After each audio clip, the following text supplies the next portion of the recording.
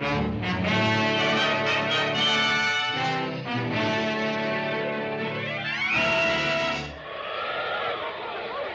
the sky, look!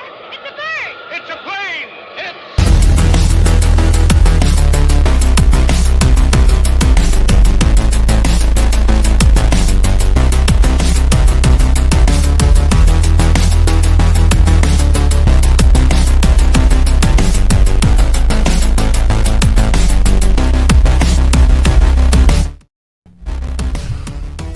Welcome to World Class Bullshitters, the epitome of pop culture. I'm your host, Jeff Hicks, and with me tonight is American Ramrod Coach Kendo Slice. Jeff, I am very happy to be here tonight. All right, he got it. And folks, that man chucking in the background is the last standing Samoan no more. He's the Bombay bad boy, Big Rig Nick Utam. Glad to be here again this week. I was already here Tuesday. For the And Wednesday. And Wednesday, yeah. I just haven't moved from the seat. I'm just living in this seat now. That's all that's happening. At least your seat's in a nice condo, so I mean, there's nothing to worry about. You have a beautiful home and a beautiful chair, and you're broadcasting to the world. It's true. Folks, Dion will be joining us tonight. He's on location at Superman. Eventually is right. We're waiting to hear if anybody has listened to our new Patreon video about the many sex scandals of Dion Green. Yeah. So. Now, folks, welcome into episode 452 of WCBs, the epitome of pop culture. Tonight we're going to be talking about the politics of Superman, or the lack thereof, because a lot of people are trying to turn this movie into a lightning rod for controversy, left versus right, Snyder versus normal people, and guess what? It's just a movie, but we're going to talk about that a lot more in a little bit. But we have some other things to talk about tonight. We have the return of trailer talk. We're going to talk about King of the Hill and the Red Sonia trailer. We're going to be talking about some other topical news like the Carnival Cruise situation that Nick and Kendo have been following all week long. But before we get into any of that, hit that thumbs up button right now to let us know that you enjoy this content. It helps us out big time, and it lets this platform know that you are world-class fans and you demand the epitome of pop culture be number one in your feed. Now, folks, if you love WCBS, and we know you do, there is a way to get more from us, and that's over on patreon.com/worldclassbs, where over the last week, we have given you 4 new videos. Today, we dropped a little piece called The Epstein Files, and we talk about the Epstein stuff because we can't talk about it here on this platform. We also have a Legend of Zelda video that dropped earlier today. We had, and 2 other things that showed up this week. I'm not going to rack my brain and just sit and say, but go over to join right now, patreon.com/worldclassbs, and for a July special, we made the first 3 videos that are normally at the video tier available to everyone. So we want to say thank you, and hey, we're back, so get ready for more world-class content coming your way each and every week. A couple times a week, because we really like you. But that is over there right now. We even have, I guess we're a couple weeks ahead, but we're not going to tell you what's just coming yet. You got to wait. You got to watch. Go for the ride with us. But guys, tonight the ride that we're on is powered by beer. Kendo, what are you drinking in that Happy Gilmore cup? Oh, Jeff, I figured it's a Happy Gilmore cup. I might as well go with some just generic beer, just low-class lager, so I got myself some Busch. Oh, nice. I love Busch. And the beer's Busch, good, too. Yeah. That's why Booger's my favorite nerd from Revenge of the Nerds. We were simpatico. Plus, Curtis Armstrong is a good actor. He is. Yes. You're officially the tribal chief of WCBS, Nick. Let's acknowledge him. Better than Mr. My I'm just holding up a one finger for anybody that wants to try to take this out of contest. This is just a one finger. I'm acknowledging him as a tribal chief. It is nothing else. No. Fucking weirdos. Oh gosh. Yeah, I mean, at least my hair isn't always wet like some weirdo. Well, maybe you should. You could probably get a job with WWE if you just grew your hair out a little bit and just made it really wet. Roman Reigns, the guy with the wettest hair. Yeah. Game Ramirez. No, I'm good. I'm good. It seems like WWE was good and now it's a sinking ship again. So I don't know. Their all-female pay-per-view is failing to sell tickets to the point where they've emailed everybody, Nick, and they said, here's a free upgrade to move you closer to the camera so we don't look empty. Yeah. So they're pulling a Tony Khan. Gotcha. I mean, unless they offer tickets to move you closer to the inside of the locker room, I don't think they're going to sell a ton of those tickets. I don't know. I mean, Vince did push those girls back in the to do Playboy, so there was that. So I mean, how long until WWE requires these girls to make their own OnlyFans? Until Stephanie McMahon is dead, never, because somehow that bitch keeps coming back and getting work, and she is prime. She's prime target number one for all this garbage. You're right. She does keep coming back and getting work. Her face looks terrible. Hey, her and Triple H have both become equally insufferable. About a year ago, I was like, yeah, man, Triple H is the right guy for this shit. And now I'm just like, goodbye, Triple H. So, folks, we have some words of the day, but we have a super chat from our friend Sejorjan first. Thank you, Sejorjan. Coach Kendo, in regards to your super chat from Tuesday, there is a joke from a DC artist, Step Inside Jack, where Superman and Lois are about to get it on, but Lois screams in the shock of surprise, down there. Hold on, let me pull that up for you, Kendo. Apparently, Superman's junk has pincers on it. What? Well, I'm not familiar with that. I'm just familiar with the joke that I made on Tuesday that was 100% lifted from the movie Mallrats. I did not come up with that one on my own. I stole that straight from Mallrats because that is a Brody Bruce, comment when he is talking about how Superman wouldn't be able to get it on with Lois Lane because when he blew his load, it'd blast her back like a shotgun. And the only way he would be able to bang regular chicks is with a kryptonite condom, but that would kill him. And that Wonder Woman is the only female on Earth whose womb is strong enough to handle, his seed. The level of nerd logic is strong with this one. Thanks, Kevin Smith. Oh my god, that's hilarious. Is it? Yeah. Is it really necessary to know about Superman's junk and like him and Lois getting it on? Because no, as a kid growing up watching the Superman movies and the cartoon and things like that, I never once even considered that. I never thought, oh my god, I wonder what it's like when they bang. It's just been like, yeah, Superman's love is Lois Lane, and they're probably going to get married and have kids. Not thinking about the whole he's from another planet shit because he just looks like a human. Yeah. It's more implied in Spider-Man books that he and Mary Jane are banging because there'll be issues where like they moved into a new apartment and he's taking pictures of her and she's like, let's take some for the private collection, and her shirt comes off. And then there's a book called Kraven's Last Hunt where Spider-Man escapes, and the first thing he does after he gets out of this grave that he'd been buried in for 2 weeks is he goes home to Mary Jane, and then they are on the bed and the camera pans up. So it's like, that's different, but Superman's always just been like, just like a big, I don't know, Boy Scout. I don't think about that shit. But apparently Kevin Smith does, so. And, I mean, yes, we did get the Bat Dong a couple of years ago. Again, nothing I really needed because do I assume that Bruce Wayne is plowing all those chicks that he's, speaking lovely to and taking out on yachts and things? Of course I do. You have to cover he's a up red-blooded everything. American male, but at the same time, it's like, do I need to see Bat Dong? Does Bat Dong need to hang like a bat in a cave on a page of a comic book? No, it doesn't. I don't. The people that are writing this stuff are the people like Brody Bruce, who was being made fun of by Kevin Smith, the people that care that much about comic book shit to that degree. And apparently those are the people that got jobs writing this shit. Jeff, who wrote this shit? This is some fan art. I don't know, but we got tagged in this on Twitter, so I just wanted to share that since we had a super chat from our friend Sejorjan about it. But, I mean, Superman has children, or a child, a son, Jonathan, so I guess... Jonathan, he was born somehow. I've never thought about Spider-Man's STDs, and I won't start now. When I mean his web shooters, I mean literally his web shooters. Spider-Man's got the stids. Again, not anything we need to really worry about because...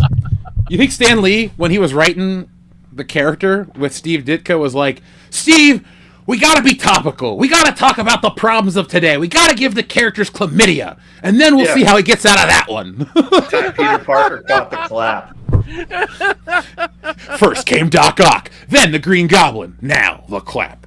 I can see Spider-Man just boom right in the face, pow right in the kisser. The villain he doesn't pull punches on because he couldn't pull out chlamydia. Thank you, folks. It's what you signed up for. This is world-class content. Speaking of world-class content, our friend Shrebbles08 back with the word of the day. The word of the day is caulk, super caulk, sisterhood of the traveling caulk. Debbie does caulk. Caulk Horizon, Caulk Man, the cat and the caulk in the cap and the fist full of caulk.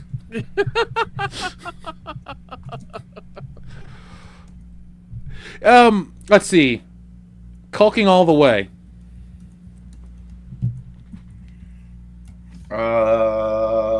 No cock for old men.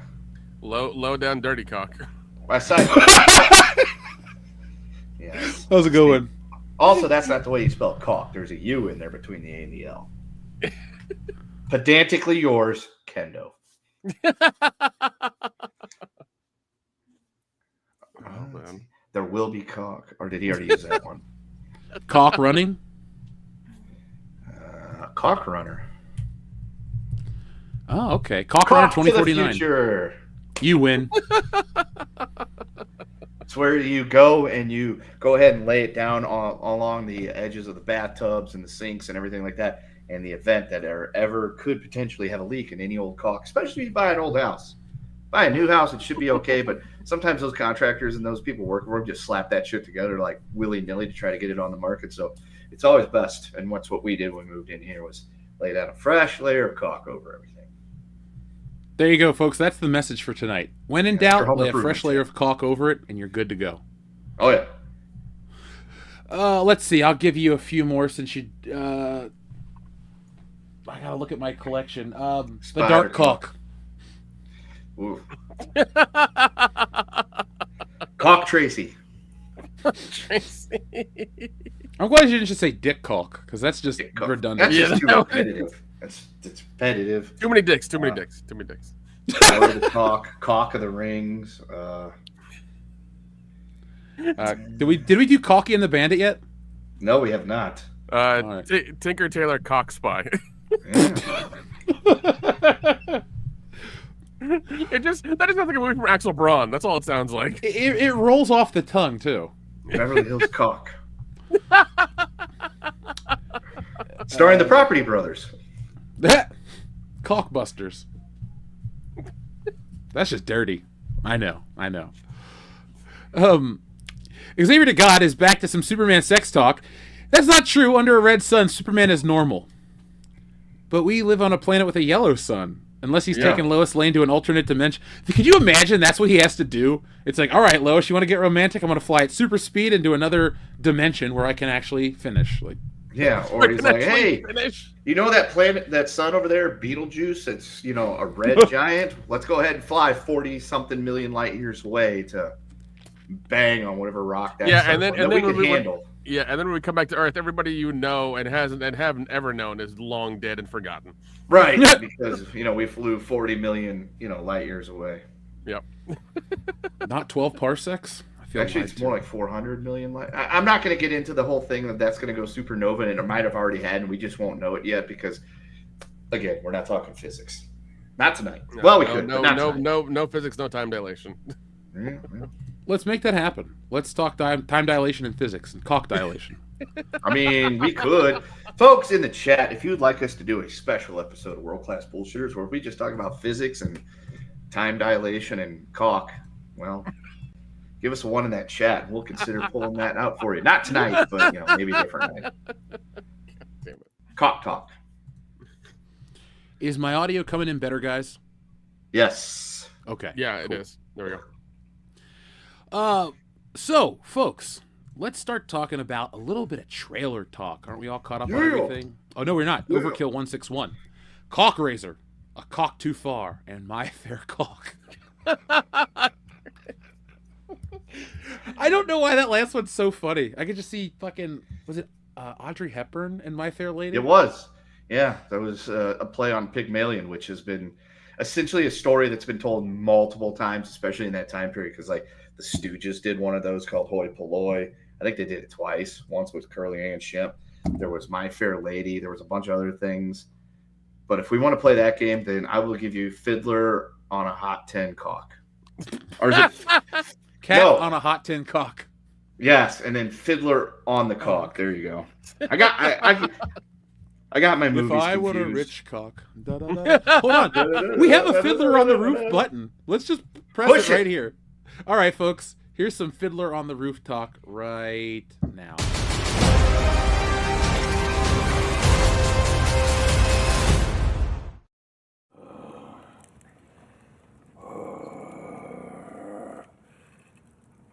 If I were a rich man, yagga-digga-digga-digga-digga-digga-digga-digga-dum.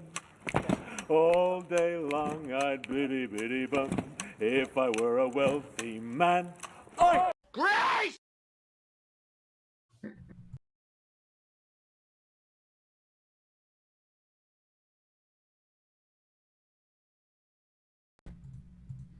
There we are. Sorry. There we are. I was like, Technical did you kill the stream? Yes, I killed the stream intentionally. I'm done. Did Alfred Molina get upset that we dug up that clip? I don't think he would. He seems like a nice guy, but he's like, all right, we can't have that going around today in this world, so swoops right in. We can't have nice things. Yeah, she can't either. There we go. That reminds me, Jeff. What do you think's going to be the costume we're going to see the most at Dragon Con this year? Well, like you were bringing up last year, it was definitely what was her fucking name? I don't know. The clip you just showed, the Australian. Yeah, what's her name? Raygun. Oh, Raygun. Raygun, I swear Raygun. to Well, God, that's I her thought her name dancer was. name. I thought her name was Rimshot. I was like, that is not Rimshot. Rimshot. She sounds like a transformer. That's Ernest P. Worrell's dog, first of all. Yeah. Yes, that is a Jack Russell Terrier that is beloved by many people, especially two people on this channel. Rest and rip to that dog. He's got to be dead. That was like 30 years ago. I mean, Ernest is gone, so everybody from that shit's gone. I don't know why you had to. Yeah, because Chuck just died not too long ago. So Chuck and Bobby are now dead because Bobby died a few months. They're all dying, Nick. Eartha Kitt's dead. What are we going to do? Wait, Eartha Kitt Yeah, died? I know. Yeah, she's been dead for a while. I thought Or not that was a Eartha new- Kitt. I thought that- Yeah, Eartha Kitt. Okay, yeah. Why am I acting surprised? She was like 9. Julie Newmar's still alive. Julie Newmar is still alive. The only And dead Batman she sent is the Adam West. and she sent the thing to Wong Fu. Well, I tell her thanks for everything. Yeah. So, I'm loving the Caulk titles. Tango and Caulk, Indiana 5, Caulk of Destiny, Thunder Caulk, Caulk and Caulker. Rimshot is now forever her name. All right, so on this channel, folks, when we talk about Rimshot, we're talking about that chick. Yeah, so there you go. There's a Raygun Rimshot. has officially supplanted the Jack Russell Terrier from the Ernest P. Worrell, universe, and it is the Worldverse has been taken over by Raygun as she's the new Rimshot. Well, Every Which Way But Caulk is also a great title, Wait and Swallow. That one's good. So, folks, keep sending in your Caulk titles all night long. We will have fun at Caulk's expense. Now, guys, it has been a crazy busy week here on the channel, folks. You've had a couple videos. You got some more coming on Saturday. I'm going out into the toy aisles and bringing you another Ollie's Classic. Make sure you guys check out the Ollie's road trip video. I went a couple hundred miles out of the way to check out some Ollies. You'll see some of the biggest ones and some of the smallest ones, and they all have Shuricopters by the dozens. Yes. You know what we're going to do, folks, is I want to start... That's why we need to make Stealing Solo 2 such a big hit, because some of those funds I will use to go acquire every Shuricopter from every Ollie's in America, and we'll do the scene from The Dark Knight. Remember when the Joker slides down that thing of money?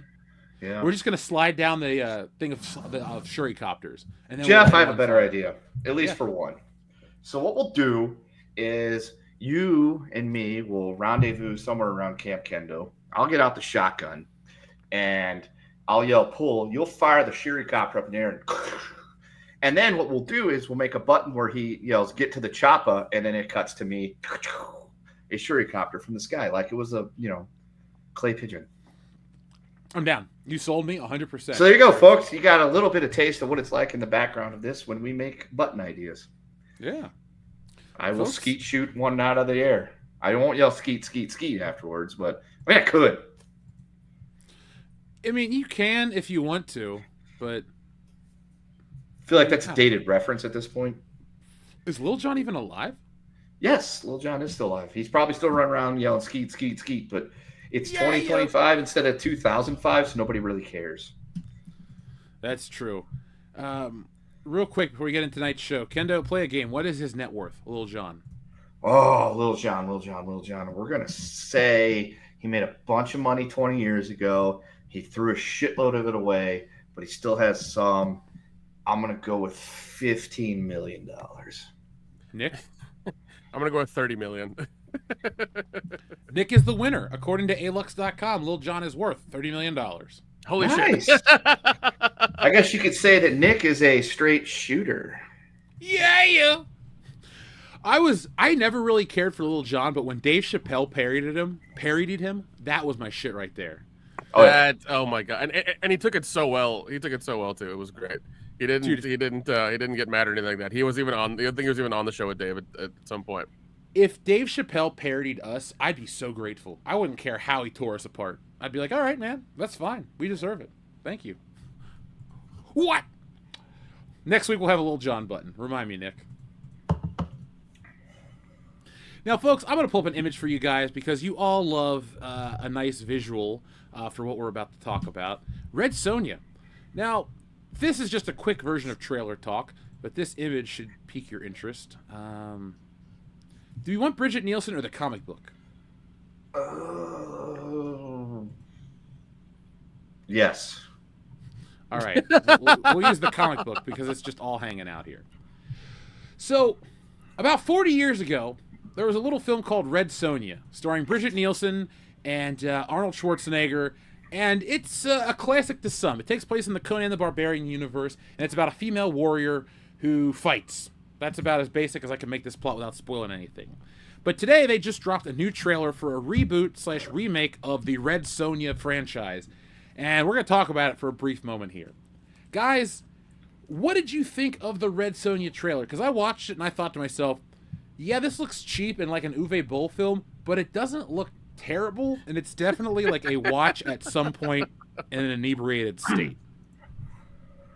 Yeah, that's kind of what I took away from it too. Same, because yeah. No, go ahead, Nick. I was going to say, as soon as I saw a little bit of the trailer, I was like, yeah, this looks like a Uwe Boll film immediately.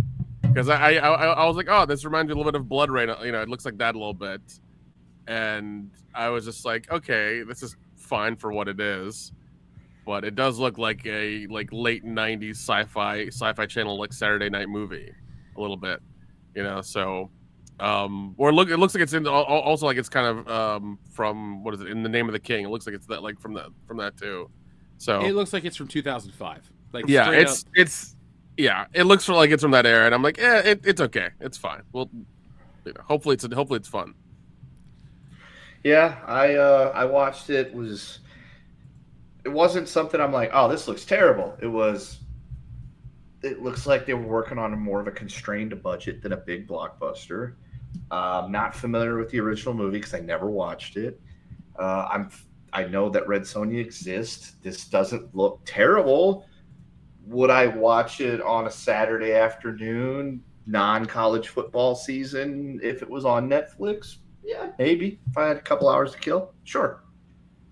But this is the type of movie I'd love to watch with Dion, because you know Dion would be like, we'd be talking about some random bullshit and then just watching the fight scenes and then back to talking some random bullshit. This looks very forgettable, but it is comic book related technically, and well, everybody likes a sexy woman in a bikini, so there we go. Naturally. All right, so let's talk about another trailer since there's really not much to say about that. No.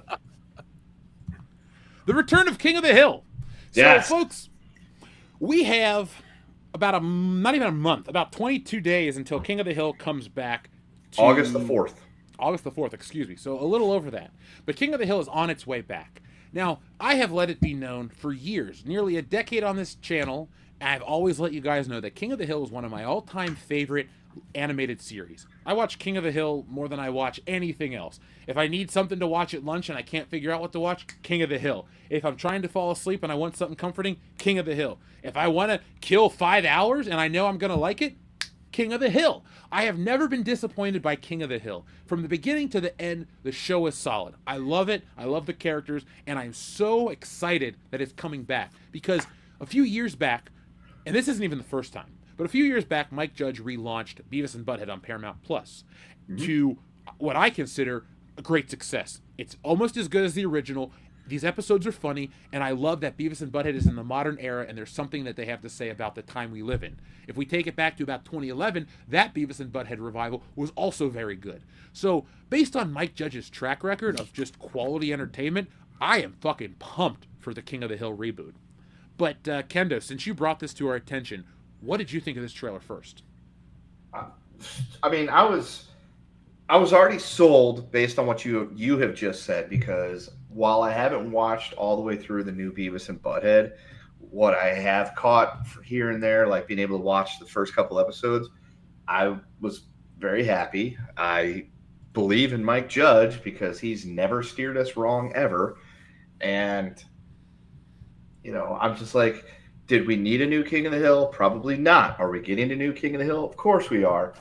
And I've been fine with it leading up to it because I figured we're going to get something good. And then there was the teaser shit that came out, the thing a couple weeks ago that was like the opening credit sequence where everybody's moving around and everything like that. And nothing jumped out at me like there's something wrong here. I was like, okay, it looks fine. They're aging them 15 years, which is concurrent with the time frame of last we saw them. That's cool. The trailer, yeah, I liked it. I thought it was funny. It gave us answers to all the questions we could have about like what everybody's still up to. I believe Dale is still in this, and I want to say that I read that Johnny Hardwick had already recorded a bunch of stuff, but then I read today that Toby Huss, voice of Con Supernoof in the phone, and not anymore. And wasn't he Cotton Hill as well? Mm-hmm. Although Cotton's dead. Rest and rip Cotton, American hero, killed 15 Japanese men with Fitty men after, you know, a Tojo machine gun shot him off at the shins. He's going to be taking over for Dale Gribble, so I think that's cool because you got somebody that knows the material. And yeah, the trailer was good. I liked it. It answered all the questions. It showed them coming back. 15 years had passed. They're still coming to their house. I mean, they're going to have to explain how, you know, they're moving back in because they already did. Oh, did they? Somebody was house sitting for them. There's in one of the teasers there, some black dude was living in their house while they were in Dubai, and then they're back. Okay, because I know that the thing was, the whole premise is Hank and Peggy went to Dubai on some propane thing. I believe Buck Strickland will no longer be with us at this point. I'm assuming that he was taken by the infarctions. They finally got him. And yeah, it's kind of cool because even Hank's like waking up at 5 a.m. She's talking about how you don't have to wake up at that early anymore. And he's like, I'm retired. I don't even know what to do. And it's just like, this is going to be great. It's going to be Hank Hill enjoying his retirement and not having any idea what to do in the current time period we live in, which is great because I feel like that's something a lot of people that age would be able to relate to. Not me personally. I still got about 20 years before I can retire. Unless one of you motherfuckers has a relative that dies. And you're like, hey, I want to gift world-class bullshitters each $5 million. At which point I'd be like, thank you, I've retired. Yeah, I would invest and keep working. I would be a great retired person because I would never get bored. I like not going to work. It's great. And I'm somebody that actually likes their job. But, yeah, it's great. I did read a thing that Khan and Min may be Splitsville because one of the episodes titles hints that they are divorced, which means Min is back on the market, which would make Dion happy. But yeah, the trailer, it's great. Bobby's got a girlfriend. It's not Connie. She looks like she may be a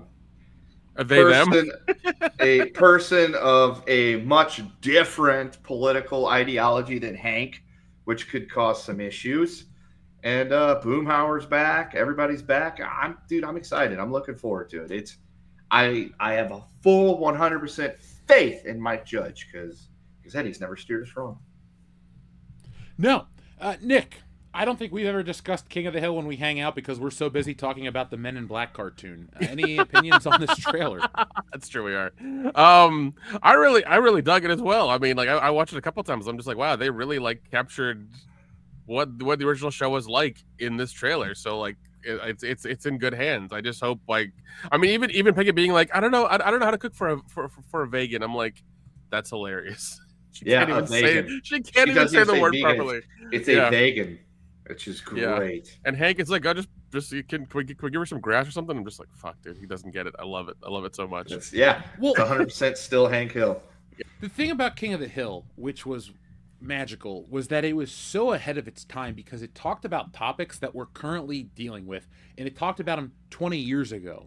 It talked about, participation award parents and helicopter parents and transgender and this and that. Like, all of that was in the original King of the Hill, and it was played off in a funny way with a lot of heart. And So I'm excited to see if King of the Hill can be as topical yet like, I don't know, Nostradamus-like, because it's always just been ahead of the curve. I mean, there are so many episodes where you'll watch today and you'll go, Mike Judge must be from the fucking future. Like, he must be Mike Zero from future Star Wars content. Like, that guy's great. I mean, between all, like, Idiocracy proves that Mike Judge is a time traveler.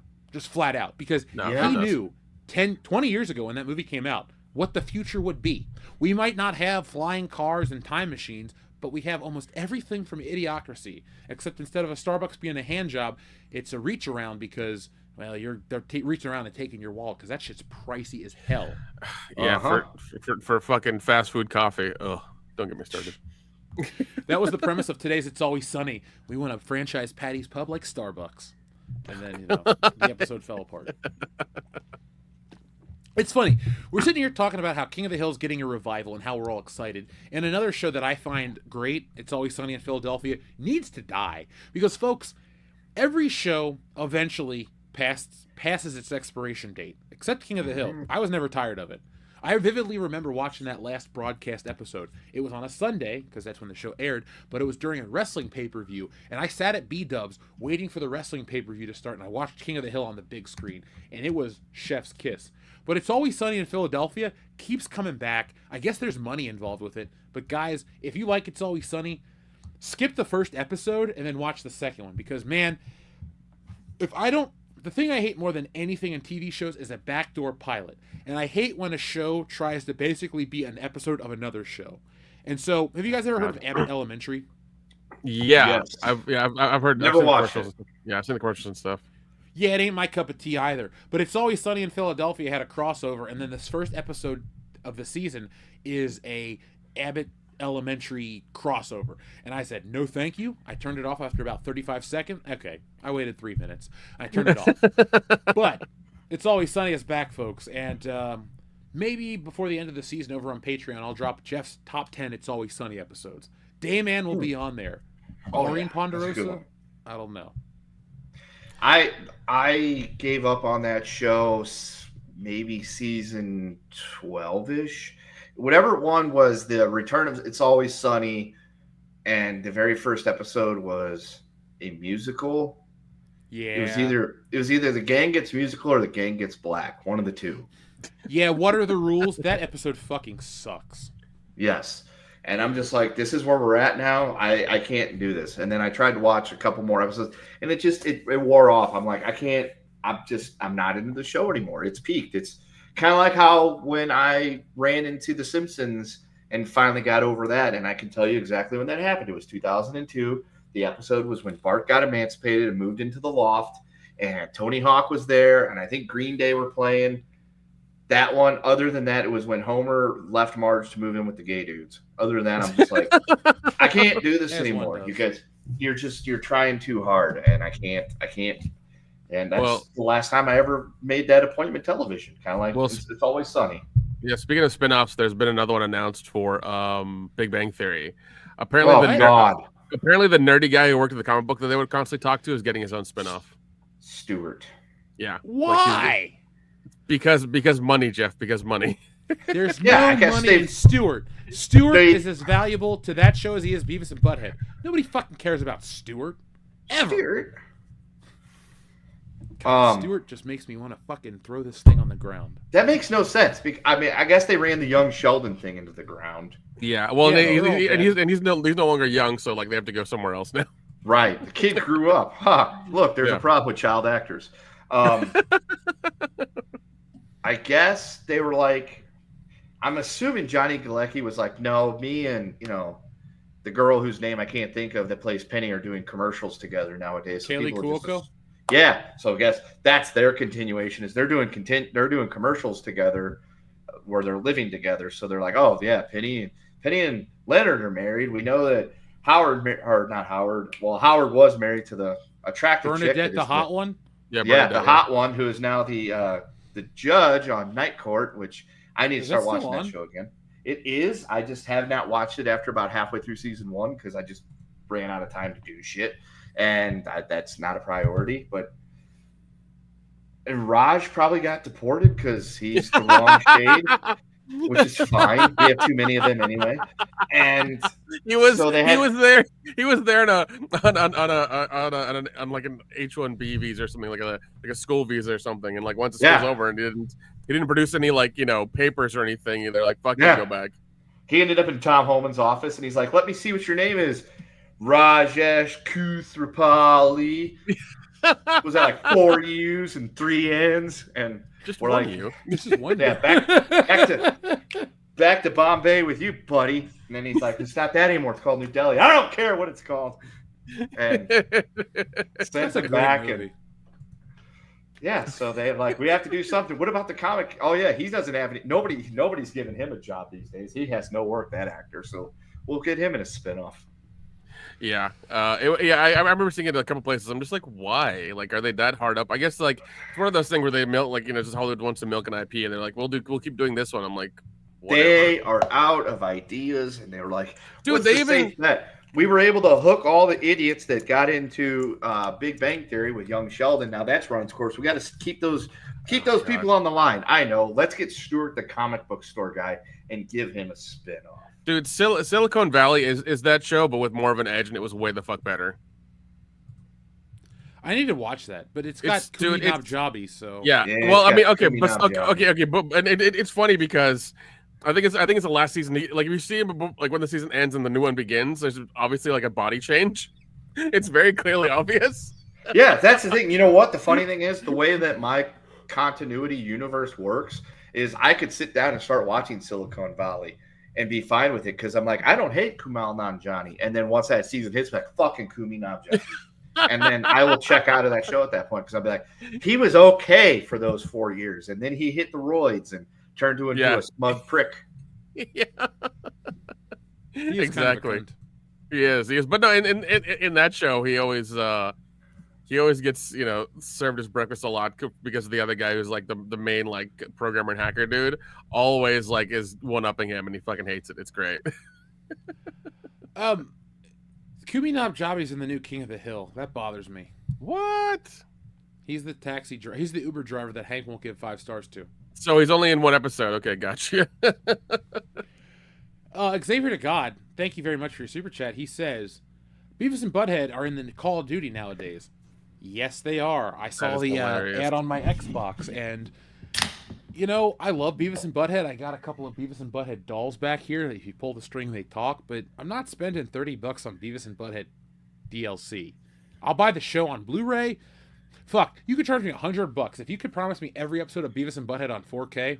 No problem. I'll buy it today. And we mean every episode, not the Mike Frog Judge baseball collection bullshit from 20 years ago where we were sold on it. I want Blood Drive. I want the one where they go to get the concert tickets. I want Way Down the Mexico Way where they swallow the condom full of drugs but forget to tie it off.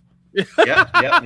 That's a great one. The one where they become comedians and Beavis is juggling Beavis is juggling the chainsaws, or his Butthead juggling chainsaws, and then Beavis juggles the fire newspapers, and then in real life, some dickhead kid burned his house down, so they pulled that one out of rotation.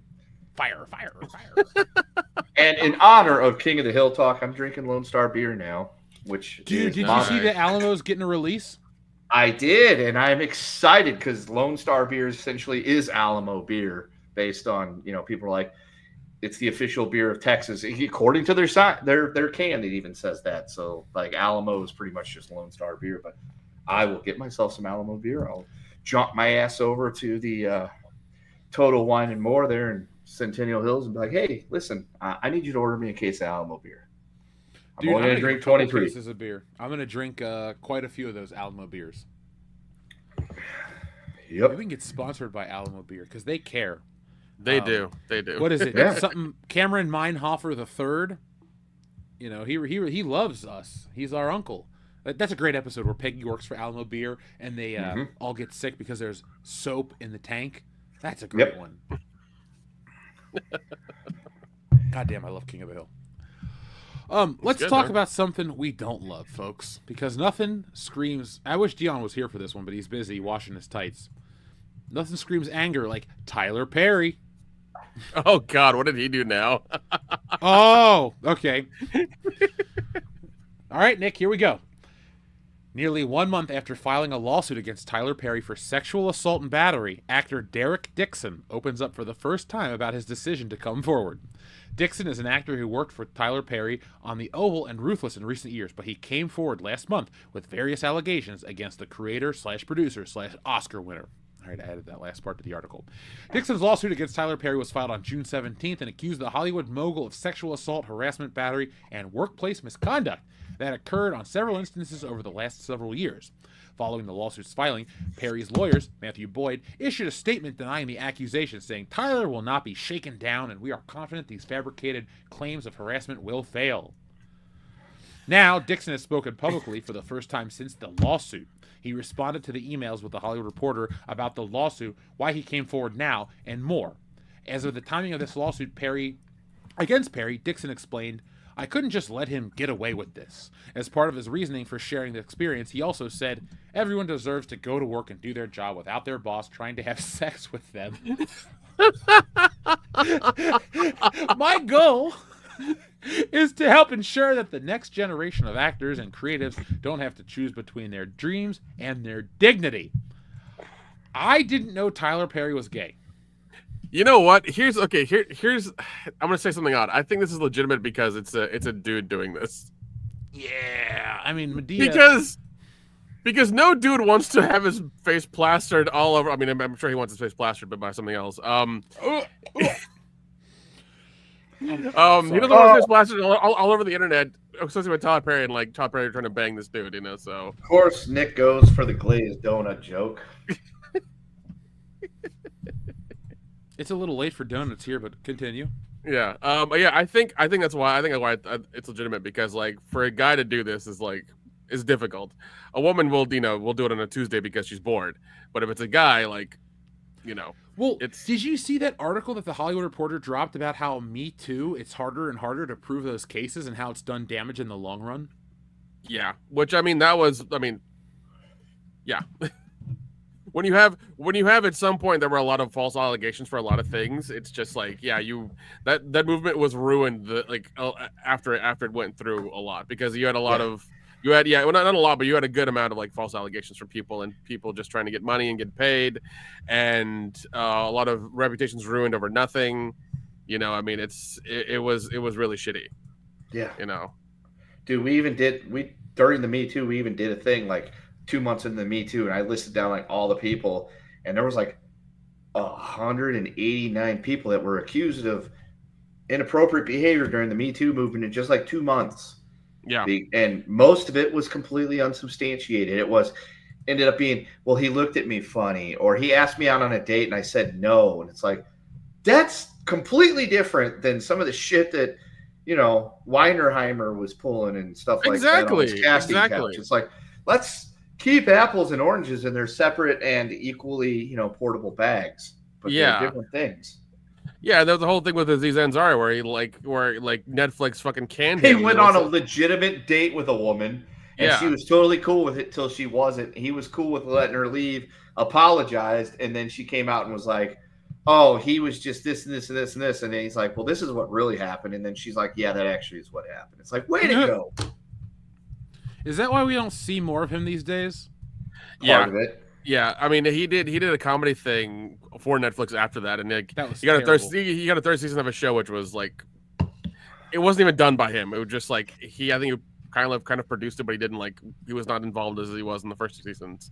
So he did a comedy thing for Netflix, and like at the end of it, he talked about all of it, and it was really just like you felt like the weight he felt when he was talking about it. I'm like, he was really fucked up for, you know, about it and everything. It really affected him, but like, I guess Netflix gave him. It's like, here's an extra $10 million. We're sorry, we, you know, pegged you as a shitty person, but yeah, here's some more money. Yeah. So, yeah, it was a lot of bullshit, and like, a lot of just a lot of false allegations came out of it towards the end, and it was a pain in the ass. I think even Neil deGrasse Tyson, like something happened to him where like there were allegations against him that eventually just became like they just disappeared. Yeah. They were investigated. He was in the news for a bit, and then like boom, gone. Yeah. But his demeanor changed too. I mean, I got some allegations about him. He doesn't know science as well as he claims. Well, there's that, but There's also that. the whole thing of he doesn't need to constantly inject himself in every conversation about anything. That's true. You'll see that where somebody's like, well, I believe this way. And he'll be like, oh, well, actually, it's like, God damn it, Neil deGrasse Tyson, stop it. Yeah, shut the fuck up, Neil. Nobody. Yeah, I bought your book. It's an okay book, just like Walking Talking Stephen Hawking's book. I've got his book too. It's okay. I enjoy this. I prefer, what's his name? God damn it, Brian Cox's work, not the actor. Oh, okay. No, I know you're talking about. Yeah, I've seen him on some like science blogs as well. He's not as pretentious as the other two for sure. No, he seems way like if you were like, hey, which one of these two do you want to hang out with? Like, well, Brian Cox, because he was in a hair pop band in the 80s, and then was he really? Yes, he was in. Not the actor, Jeff. We're not talking about that. Brian Sorry, Cox. I'm thinking of the actor There's Brian Cox. two of That's them. fucking bitching. No, well, I mean, it would be cool if that Brian Cox fucking, That's captain. I'm having the reaction I'm having. Yeah, that'd be cool if he was it. No, I'm talking about the physicist Brian Cox. Oh, I've been drinking a lot today. Okay, like I'm actually. He looks like today. if you saw a picture of me, like, oh, he was in the band Oasis. No, he just has the same haircut. Yeah. He looks like one of those guys. Oh, it's a bowl cut. Got it. Yes, he went to the University of Manchester to get his particle physics degree during the late 80s, early 90s. So they all fucking looked like that. But yeah, his stuff's good. I like him. I like the TV shows he's been on. He's not a pretentious cock. No, he's not. He's not on TV every 10 seconds talking about like here's what this really means. Here's what here's his theory that might like scare you. He's like he'll go on shows every now and again and be like, hey, this is what it is. Like this is the if somebody comes up to him and is like, I'm a Christian and I totally believe that after I die, my soul will go to heaven, and he won't counterpoint them. Neil deGrasse Tyson will counterpoint them and tell them why they're wrong. Whereas Brian Cox is more like, well, I kind of disagree, but I can see where you're saying that because of the whole conservation of the theory of energy and all that stuff. He's much more accommodating to people with different opinions than Neil deGrasse Tyson. Yeah. So because after the whole allegations with Neil, like he fucking changed. It was weird. It was so strange. Yeah. Is he a bastard I could see fan? him. I could see him doing it. He'd be like walking up to some girl at the college that he's working at, and he's like, actually, when two particles are charged, like I'm charged right now, right here with a couple of particles, and then she'd just be like backing away, like, no, that's not how electron bonding happens. And then when we go into space and shoot to the moon, and yeah, I could see that. I could totally see him doing that, except for his fade would be a little bit more high tapered. Because he wants to look like Kid and Play, who are actually two separate people. Oh my god! Well, I know. Key and Peele did a skit about him, which was hilarious. Well, look, the dude knows his shit. I'm not going to say he does not understand astrophysics or anything. He knows more about than I do, and I'm currently working on spoiler alert, PhD in physics. Yeah, he's just a bit of a. I'd go so far as to say he's a bit of I was going to say chuckle fuck. Yeah, he's a bit of a twat. Yes, he's a bit of a twat. Yeah. A pretentious twat. Yeah. And after I get my doctorate in teaching of the physicses and stuff, I will talk down to you guys because I'm definitely smarter than you, but I won't be a dick about it. Thanks, you know what, Kendo? I guess. Fuck you. I'm going to go back to school and get a doctorate. First, I have to get a master's degree. But I'm going to go get a master's and then a doctorate just to spite I got one of those. you. You want me to show you? No, I'm good. I'm gonna take on more college debt just to spite you. That's fine. And then I'll be like, oh, good, Jeff, you're one of the learneds. Me and you can now look down on those other two little, guys over here. I'm also 6'5", so I look down on most people in general. There's that too. I'll fucking pull a Jericho and I'll just put I'll put some lifts in my boots. Big lifts in my boots. Oh, so you're like that little girl from Problem Child 2 so you can get on the roller coaster? Yeah. I'll walk in with my fucking cowboy boots on with like fucking lifts this high. Be like, look, Jeff, I'm 6'6" now. And they'd be like, how are you walking like that? I don't know, but I feel like I'm going to break my ankle. Yeah, you're just wearing high heels. That's all it is. Yeah. Calm down, Kane Hodder. Easy. Hey, he's a nice guy. He is a nice guy, but that he's a was super so nice guy. He's disappointing. a super nice guy, but like, yeah, he's not that tall. That's mean. Jason's like It's true. 5'9", folks. It's true. It's still mean. We like him. Jericho's the one that's turned into a douche. You can make fun of him for wearing lifts. Turned into? Okay, he was always a douche, but he's a bigger douche now. I agree with that. He is He was a sufferable douche. Now he's an insufferable douche. Yeah, he's still a large douche. Still a large douche. Is massive twat offensive? Because I think it's accurate. I mean, I don't find it offensive. I've called people worse. Yeah, our audience is pretty chill. I don't think they find anything offensive. Yeah, I mean, you could call one of them that night now, be like, "Hey, Layden Swallow, you massive twat," and he'd just laugh. I'd be like, "Hey, Kendall, call me massive twat." He's hey, laughing Kendall, right now. He's like, "Hey, they picked me out of the crowd." Hey, fuck you, Kendall, you douchebag. Like, he gets it. I mean, that's fair. It's fair to call you that. Our friend, the Wild One, V1, with a very excellent Superman icon, says, "I just got back from seeing Superman. I loved it, and I agree. It was great and not a bit on the woke side. Fantastic movie. I also loved Crypto. Then again, I love dogs, and I got my dog, the dog bowl. Dude, yeah, I love dogs and cats. Yeah, that's a smart tie-in. The whole dog element is a nice, unique way to differentiate this Superman film from the ones that came before. Because if you listen to our live stream from Tuesday night, Nick and I very much loved this movie. I personally still say Christopher Reeve is up here and David Cornsweet is somewhere in this area. He's pretty good. Mm-hmm. But Crypto, that was such a great representation. And also, too, it's a technological achievement. The CGI looks great on that dog. That dog amazing. Did not look shitty. No, it was amazing. Because usually when they do things like that, it looks like it's a car. It looks like they pulled it out of a cartoon. And, that's usually what it looks like. But this one, it looks like an actual dog. It was amazing. And you know what? I put it like this, Nick. You know me, I'm a collector. This whole wall behind me is full of collectibles. I may or may have not started the journey to acquire a Superman hot toy doll, which is a $300 action figure. So I'm just saying, like, I liked the movie. I may need that because everyone's bitching to me like the suit's terrible. No. I love this suit because Superman has trunks. This whole fucking era of he's got to wear all blue. Trunks are gay. No, it breaks. Look, I'm an artist. You need the color to break up the blue bodysuit because he looks like shit if he's just one long torso. Henry Cavill's a great Superman. Yeah. But if Henry Cavill wore a suit that had a yellow belt and the red trunks, that would be my favorite Superman look because that dude looked like Superman walked off the page.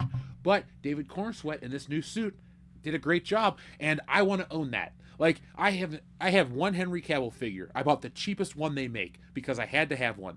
But I mean, like, I already got the Todd McFarlane Superman chilling up there on my shelf next to Crypto. He's living next to the Batmobile and Michael Keaton Batman. But like, hey, Wild One, I'm glad you enjoyed the film. See, folks, one thing I want to make clear here on the channel is this is not a dividing line that breaks up our audience. If you like the movie, more power to you. If you don't like it, same respect to you. But personally, I loved it. Nick liked it. We had a great time watching it. And I'll tell you this, I've been busy with the book and doing YouTube videos, but I keep looking at my phone thinking to myself, when can I make it back to the theater? Because I want to watch the movie again. And I don't want to watch movies over and over that I don't like. But I liked Superman so much. I still hold the original in high regard because it's this perfect classic that people love, but I like the new one quite a bit. And like the other day, they released an image of the 4K Steelbook, and I thought to myself, it's far too early to ever even consider buying this movie. Now I'm like, shit, Nick, I might need to own this 4K disc. So, well, yeah, and like, and I feel that one's justified because like just the level of action and like it's constantly moving. There's constant stuff going on. Like that deserves a 4K book for sure. I think that's a great idea. Well, you've convinced me. I will go see it now. Yeah, see you, Kendo. Anyway, folks, Kendo is gone. He's gone to see Superman. So, you know what's funny? I tried to click remove. He left before I could click remove. Oh my gosh! And I just want to say this too. While I have no problem with differentiating opinions, I actually welcome it here on the channel because I want you guys to debate and argue me and discuss with me what you like and dislike about entertainment. But this movie's not woke. And anybody that's out there trying to sell you that it's a political commentary on immigration or this and that, it's fucking not. It's Superman. No. And if you look at Christopher Reeve Superman as a commentary on immigration because he's a strange visitor from another world, that's it. That's as far as... Well, he is an illegal alien, technically. He is. But I mean, he's lived on the planet for 32 years. Doesn't that give him? Well, I mean, that's also identity theft then as well too. Yeah, Jeff. Look, okay, I'm gonna lay this out to you. Say you want to go to a sporting event, and that sporting event is selling tickets, and you did not buy a ticket, and you're staying outside the gates, banging on it, screaming, "Let me in!" Are they gonna let you in? Probably, because I'm giant and they'll be afraid of me. Well, that kind of ruins it. Nick, suppose you want to go to a sporting event. And you didn't buy a ticket, and the gates are closed, and you're beating on the gate saying, "Let me in." Are they going to let you? Probably because I'll say I'm God damn it. I'm a minority. Mind. Yeah, I'm a minority, so like, yeah, they'll let me in. Why are we reenacting that scene from Wokebusters? You remember what I'm saying? Like the part where we all get the blue smoke from the coffee that turns us woke for a minute. Folks, go to wokebusterscomic.com right now. Friend of the channel, Georgian, loved it, gave it positive reviews, talking about the comedy element. If anything, I enjoyed it. Thank you. It's great. I love it. I am very proud of the work. It took me a long time, and I'll fully admit it took a long time to get that shit done. But I'm just one man, and I got all 100 pages done. I rewrote that book. It is world class all the way to the bank. So, folks, do yourselves a favor. Go to wokebusterscomic.com right now and get yourself a copy. It doesn't matter if you like us. It makes a commentary on entertainment. It's not anti-female Ghostbusters. It's literally, hey, entertainment sucks and it's divisive. Let's make fun of it. So I found a way to make fun of it in a way that Hollywood wouldn't like. So read the graphic novel they don't want you to read. The Wild One, V1, thank you very much again, says, when I was a kid, me and my grandma watched the Christopher Reeve movies. The John Williams song has a special place in my heart because of that. Dude, you are speaking to me right now. I'm in. That song's great, and it's in the new movie. And Wild One, my grandma and I watched a ton of shows. That's why I love Walker, Texas Ranger. My grandma was like, let's watch Walker. It's Saturday night. But she knew Batman. Like, it was funny. So my grandma didn't really need to be babysat, but I would go over there to stay with her when the family members that she lived with would go on vacation. And I'd go over, she'd cook, we'd have a good time, and she'd be like, hey, honey, let's watch Batman, because she knew I liked comic books. My grandma fucking loved Batman. Michael Keaton Batman, not Adam West, not Christopher Nolan's Batman. She was into Michael Keaton Batman. And so, you know, I know what it's like to have a grandma that has world-class taste. So, Wild One, I understand where you're coming from. And look, my love of comic books comes from my mom. She was reading Millie the Model, and she was reading all those books back in the day. And hell, when Dion and the family came down to visit, I was like, hey, Mom, you liked Superman. And she can quote verbatim the Superman intro, the strange visitor from another world, labeled elite, tall buildings in a single bound, all that shit. So I definitely understand where you're coming from. And Wild One says, your grandma loved Walker, Texas Ranger 2. Who doesn't love... Folks in the chat, if you love Chuck Norris, press 1. He's the greatest of all time. Like, he should be playing Superman. I'm just putting that out. Putting that out there. Would you guys watch a Superman film starring Chuck Norris? Yes. Yeah. Should he have his beard? Yes. Yes. I agree. All right, we already got a tank tread of ones. Sweet. All right, audience. We know you're watching and paying attention. Shout out to everybody who sent in a 1. So, guys, anything else you want to talk about that previous topic? I'll admit, like I said, I've drank a couple of high-volume beers, so I'm feeling it pretty good right now. Oh, you mean about the politics of Superman? Yeah, it is not a political movie. No, anybody that is trying to sell it is just disingenuous. Well, no, and they're trying to use the quotes of James Gunn and his brother as evidence of that, and they're being like, oh, because what they said is political. This movie is political in that thing, and they even quote like, oh, because there's a geopolitical moment in the movie, it's also political. I'm like, there is, but it's over 2 countries that don't fucking exist. Like, they just don't exist. Oh, Canada.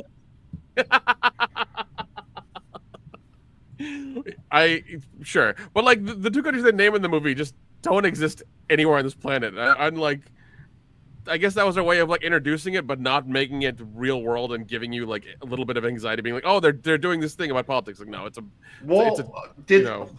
Was the context of it similar to like on Top Gun Maverick when they totally went on that bombing run of that nuclear facility? It totally wasn't in Iran. So there's a country called Is it Bavarian? something like that. Yeah, Bavarian. That's in Germany. close enough. We're attacking the Germans again. Yeah, Good. they deserve it. Fuck it. Let's get them three-peated. I'm in. Hey, as a man who comes from German heritage, but his German family immigrated to America and then fought in World War II against said Germans, I'm with you, Kendo. Fuck Yeah. America. Vi kicking deine Arsch. Hey, I don't look like it. I'm a patriotic dude. I don't put up with bullshit. I got specific beliefs, but I'm a patriotic dude. I watched Independence Day on 4th of July. Don't you dare question me, Nick. I watched it the next day, but I was equally invested. Is it not a great movie? It's a great movie. It's so fucking good. The kid was even watching it, although the part where the alien was in the chamber and started like coming back to life to get everybody, I kind of made him not watch it at that point, even though he wanted to because of all the flashing lights and everything. Like, don't look at that. That will probably scare a 3-year-old because you won't understand it. But yeah, all the other shit, because like every time, like when Will Smith's plane blew up, he's like, "Daddy, fire, fire, woo, woo," and I'm like, "No, they're not going to call a fire truck for a plane crashing into the Grand Canyon. Stop it." Dude, that speech is still epic to this day. Okay, the place is called Boravia? Boravia. Yeah. Sounds Slavic. We should kick its ass. I mean, they kind of do. Well, the place that they're trying to invade or whatever is like sounds Middle Eastern as well too.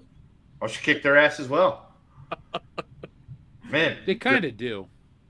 Yeah, but I mean, like, yeah, they made up 2 places, I guess, to kind of put that in there. Which, like, I'm glad they did because you can be like, oh, this is still a fictional world, and it just doesn't matter. Like, their problems are their problems, kind of thing. So I liked that they just didn't like make it. I mean, that's a very centrist, isolationist point of view, Nick. I appreciate that. The world's problems are their problems, not ours. Yep.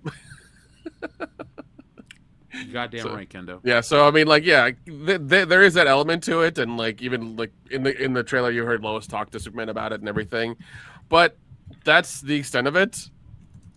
And I mean, if you really want to like put a microscope on that and be like, oh, that's political, go ahead, do what makes you happy.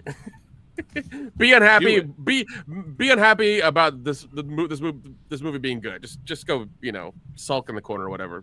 I don't give a shit. That's the thing, Nick. I always try to take I respect everybody's stance, but so many people are pulling shit out of their ass to make up about this movie that I'm like, not angry. I'm just disappointed in the people that are like, it's this, it's that. It's not.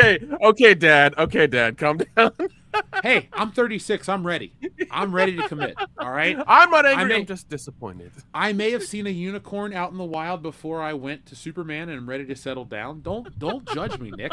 I text Dion about said unicorn. That chick was fucking. Never mind. Oh my God! Oh shit, dude, that's nice. All right. I was at Ollie's too. I was filming this week's toy video, and I was just like, "This is the way." This is the way. That's good. I like Hey that. guys, if you're listening and you've ever been there, press 1 in the chat. We've all been there. We're men. We go on riverboat gambling trips. We shit with the door open. We make our own beef jerky. That's what we do. Does anybody know that reference? Like, I make it literally every week, and no one ever calls me out on it. Folks in the chat, John Joseph at least is a man and knows to hit 1. But folks, let me know if you understand that reference. Dude, First person that wins gets a button of their choice. Yeah. I think I follow John Joseph on Instagram, and he's bought a lot of really nice posters lately. Ooh. They're all really really nice. They're all really like the ones I've been using in the theaters and stuff like that. They're official posters, so he's been buying some nice ones. I have a new hobby, Nick, and it's classic vintage posters because I watch these these like shorts and these reels about what's the word I'm looking for? Basically rehabbing an old poster. They'll remove the creases, they'll clean them, they'll do all this shit. And the reason the old posters look so great, folks, is because they're made with an oil-based paint. So my goal is to now get every original James Bond poster from the 1960s restored. That's going to be my habit. Oh, damn. After action figures and collectibles. Like, fucking... Dude, in my living room, I got posters, I got light-up posters, I got all that shit right there. Kendo Slice needs a Wokebusters poster for his loft. Well, funny thing is, Kendo, Wokebusters posters exist right here, man. And look, you're on the fucking thing. So there you go. That's why I need it. Because even though I know it's not true, I've been told I have the design over the loft, which is like our entertainment room. It's like an upstairs living room. I've been told that I have the, design carte blanche over it. Even though I know I don't really have that. I've just been told I have that, but you haven't until you put up one of those fucking 90s posters with the girls with thongs on, on the back Well, of the the thing is, when I came back from Camp Kendo, I brought my Ninja Turtles 27x40 theater poster, and my Tombstone one, and my Turtles 2. I'm gonna get the first Turtles and the Tombstone one framed. I'm gonna get a Top Gun poster to put up there. And I'm like, I was telling her, I was like, this is going to go here. And she goes, well, I think this should go. I'm like, this is supposed to be my space. And I know that's a losing battle, and I will never actually win that fucking war. But, it's a Pyrrhic victory. I'll take it. And, yeah, I honestly believe I need to have a Wokebusters poster so I can hang it up there. And, Jeff, if you're willing to send that, I'll give you my address right now. It is Kendo, text me. Kendo, I'm going to do you better. Text me your address. I'm going to send you a Wokebusters box with literally everything that exists because you're a part of the story. Well, I appreciate that, Jefferson. Folks, if you want to send me anything, my address is 1215. No, I'm not. Never mind. That's not my address. Hey, all joking aside. I was trying to think of a road, but I couldn't. Sahara Avenue, Las Vegas, Nevada. You couldn't go Martin Luther King Boulevard? Come on. Dude, you joke. I live on Martin Luther King Boulevard. Shut up, Nick. I technically live. One of the cross streets by me is literally Martin Luther King Boulevard, but I'm not going to give you the other cross street because that pinpoints you almost to my neighborhood. So I'm going to leave that one off there. But yes, so a couple weeks ago when I won the I Know Black People, and people were like, is that our new black world-class bullshit? Yeah, because I guarantee you Dion doesn't live off of a Martin Luther King Boulevard. I do. I know Dion's address off the top of my head, and I'm not going to say it because I don't want to fuck his life up. Anyway. Somebody would send him a fucking mannequin head. You know that's going to happen. Well, all I was trying to say is, folks, Jason Green in the chat, when you listen to this in the future, I am going to the post office to get a P.O. box. I've been so busy, but I finally am going to set that up this week. So you guys send us a P.O. box, or I'll send you guys the P.O. box address. You send us stuff. We'll review it on the channel. And here's the thing, folks. You got a lot to, I'm always about this. Try to top the other listeners. Like, our friend Salvador sent me Darth Vader's disembodied charred phallus. It's a hot dog. It's a wiener with Darth Vader's head on it. It is a great I remember that account so well. Yep. Dude was here all the time. And I guess life got too busy for him, which is fine. It happens. Maybe his charred phallus finally fell off. Who knows? Or he changed his name, and it's like, I don't want to play that gimmick anymore. That's great. More I know who it is. Oh, same here. It's Pete, you know what's isn't weird? No, it's a guy named Salvador. The funny thing is, a lot of our most diehard listeners got into doing content creation themselves. Like, we inspired a whole era of people. Yeah, I'm happy about that shit. Yeah, if you want to create your own content, do we support it 100%? If you want me to be a part of it, no. I'm too busy. And I'm not being mean. Honest. I am just far too fucking busy for that stuff. It's like, Pete, I would love to go on his channel as much as he would like me to have on there to talk about wrestling and shit from the 90s. I don't have the fucking time. I am busy. I know it's summer break. You're like, Kinder, you're awful, summer. You think that. You would really think You're married. I understand your pain. But there's that. There's the 3-year-old that runs around this house like a fucking tyrant. And, just because you're a teacher and you have the summer off doesn't mean you don't have shit that they make you do, like for your licensure, where I have 2 classes right now. Plus, I got to be doing that PhD shit. Be a doctor. I'm not going to save you, though. You fall down and like, I'm having a heart attack. I'm calling 911. I can't fucking help you. I'll call 911 too. I care. I'm a different type of doctor, though. Not save you type. Yeah. Don't look at me either. Don't look at me either. I'm not that kind of brown. So sorry. Yeah, he went the tech route, not the health route. Yeah, I know. And I just don't care. Although now they got the trucker route. There's 3. That's true. That's true. Yeah, there are. Wait, Indian truckers are a big part of America's workforce? Yes. Oh, 100%. Kendo Dude. Jeff does not know. He I don't doesn't know any know. Indians besides Nick, so Dude, okay, remember? All right, there's that. Like a year ago, I sent you guys that picture where the guy had like fucking Molaram on the back of his truck. Yeah, But you will see a lot of that shit because like that's like so. The joke has always been like Indians run like 7-Elevens, hotels, and are doctors. Well, now they're also tech support and they're also truck drivers because if you drive along the highways and byways of America long enough, you'll see truck stops that have Taste of India restaurants advertised. that sounds And delicious. It probably isn't because it's a truck stop, but at the same time, you know, Indian food ain't bad. I love me a good curry here and there. But then it's funny because you'll see them driving and either there's two types. The Sikhs are super focused on the road. You can see them watching ahead. There's that. And then there's the other types that are got their phone going with some kind of video and they're doing this. Because when I went back to Camp Kendo, my mother was in the car with me. That was a long fucking ride for 24 hours back to Missouri from Vegas. And we passed one and she's like, oh, there's an Arab driving that truck. I'm like, what? I looked. I was like, no, he's a Sikh. And then I had to explain to her Sikhism. And that was great. I'm like, no, that's a Sikh. And then she had to explain. I was like, he's an Indian. And then I had to explain, not like you, the real kind that are from Asia, not the, you know, native kind. Yeah. Dots, not feathers. Yeah, I had to explain that one because technically, you know, she is half Native American because my grandfather, well, no, she's a quarter. Not the point. The point is my grandfather was born on a reservation and had to explain that. And then I had to explain to her that, no, that's the Asian type of Indian. And no, he's a Sikh. No, he's not that type. It was a long conversation where I had to give her the fucking historical geopolitics of Sikhism. Yeah. And I'm like, look, Sikhs are fine. Everybody likes Sikhs. They don't fuck with anybody. They're totally cool. They're the live and let live version of the Indian people. Yeah, they are. They're my favorite kind. Live and let live.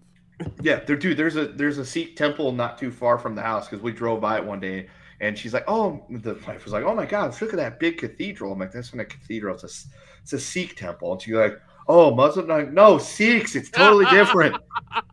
And I had to explain to her. I had to explain to her what the Sikhs were, and I'm just like, God damn it. You know what? You can go in there probably any time of day and get food. Yeah, just walk in and be like, look, dude, I love the Sikhs. You guys are fine. Manchester United, there was 4 of them that used to sit right next to the bench. They seem like the coolest dudes in the world. And I like driving next to you on the highway when you're in big trucks because I know you're focused on the road. And I'm probably not going to end up in that, you know, median there getting impaled by one of those barriers. They're part of my favorite Metallica song, Seek and Destroy. I love it. That's spelled completely differently. And shut up. Just go with it. Search it. That song does kick ass. Oh, God. What a show so far. Yeah. Let's see. Our friend, let's see. We had a message from Xavier to God that says, Kendo lives in Vegas. He must be a big Raiders fan. You can go fuck yourself. Yeah, there it is. He's just like, no, not at all. No. That's like saying Cowboys fans are like big Eagles fans if they live in Philadelphia. No. There is nothing but disdain and hatred for the Raiders. And I've had to explain that one around the house, too, because the wife does not understand why the Chiefs and the Raiders just don't fucking like each other. Like, it goes back 60-something years. We just don't like each other, and that's just going to be the way it is. So, fuck the Raiders. Fuck the Blackhawks, the Cubs. I got a question for you. What if Patrick Mahomes got drafted to the Raiders? Would you become a... No, because if he would have got drafted to the Raiders, then...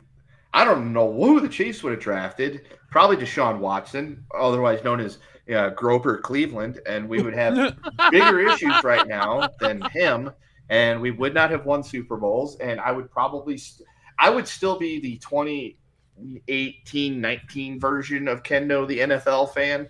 I wouldn't be the now version where I've got to watch my team achieve success and glory that I didn't think was possible when I was a child in the 90s, watching the team fail at every first hurdle. Listen. Tyler Perry is Groper Cleveland right now, okay? Well, technically, Deshaun Watson is because he got traded to the Cleveland Browns, so that's why he's referred to as Groper Cleveland. Oh, okay. Nick, I thought it was for allegations. No. Well, he had lots of allegations against him, Deshaun Watson. Apparently, he likes massage parlors, all of them, and he thinks they all offer a certain type of service that ends with a smile. You can say happy ending. It's not offensive. Yes. A happy, Gilmore ending. Yes. Where he saves his grandma's house. Hey, Jeff, apparently we can go to the Tyler Perry Studios and take pictures outside. Oh, great. I know. You know what? Dion and I can actually go in. Yeah, that's true. I'm going to start playing my black card a lot more. It's just like, it's 2025. Like, I want to play my black card for the people. We have over 202,000 subscribers. Let's do it for them. Why not? Why not? You should have just said why, because I don't know why.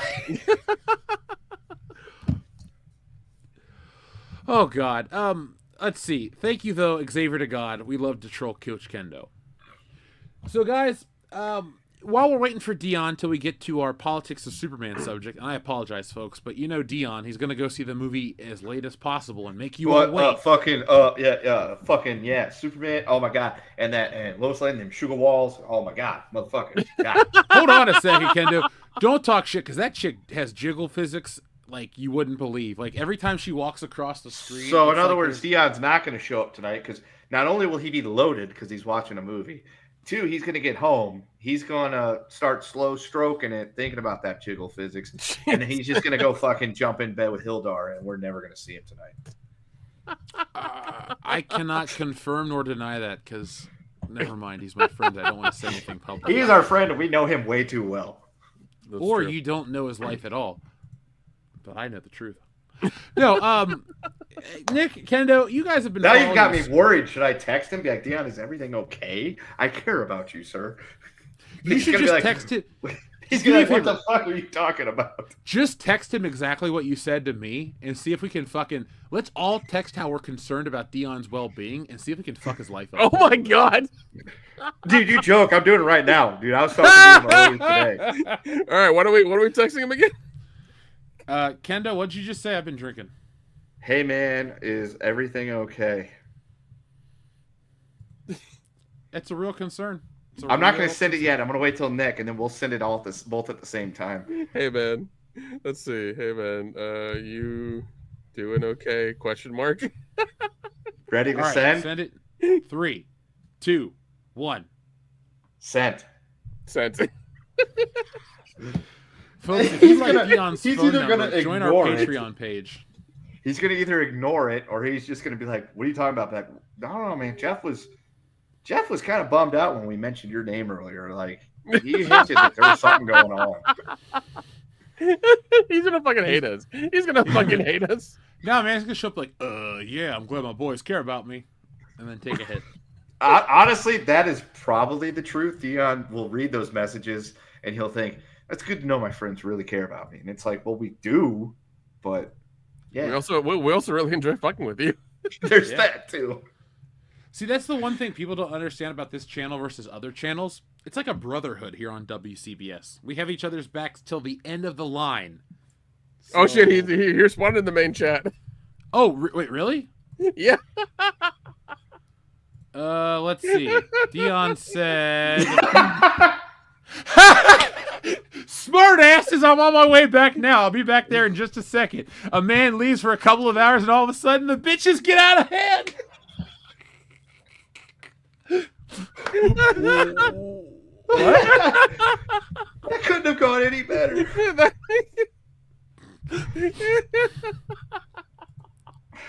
Fifth Avenger, thank you very much for all of your caulk titles. I appreciate everything you guys are saying in the chat.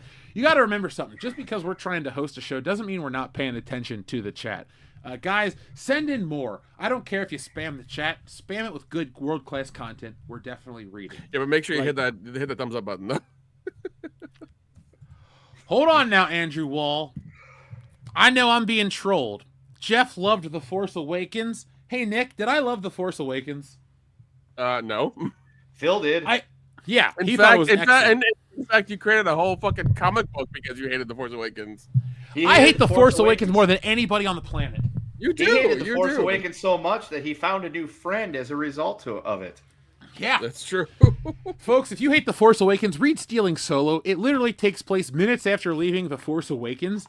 And, yeah, see? A long time ago in a cinema far, far away. Fuck this movie.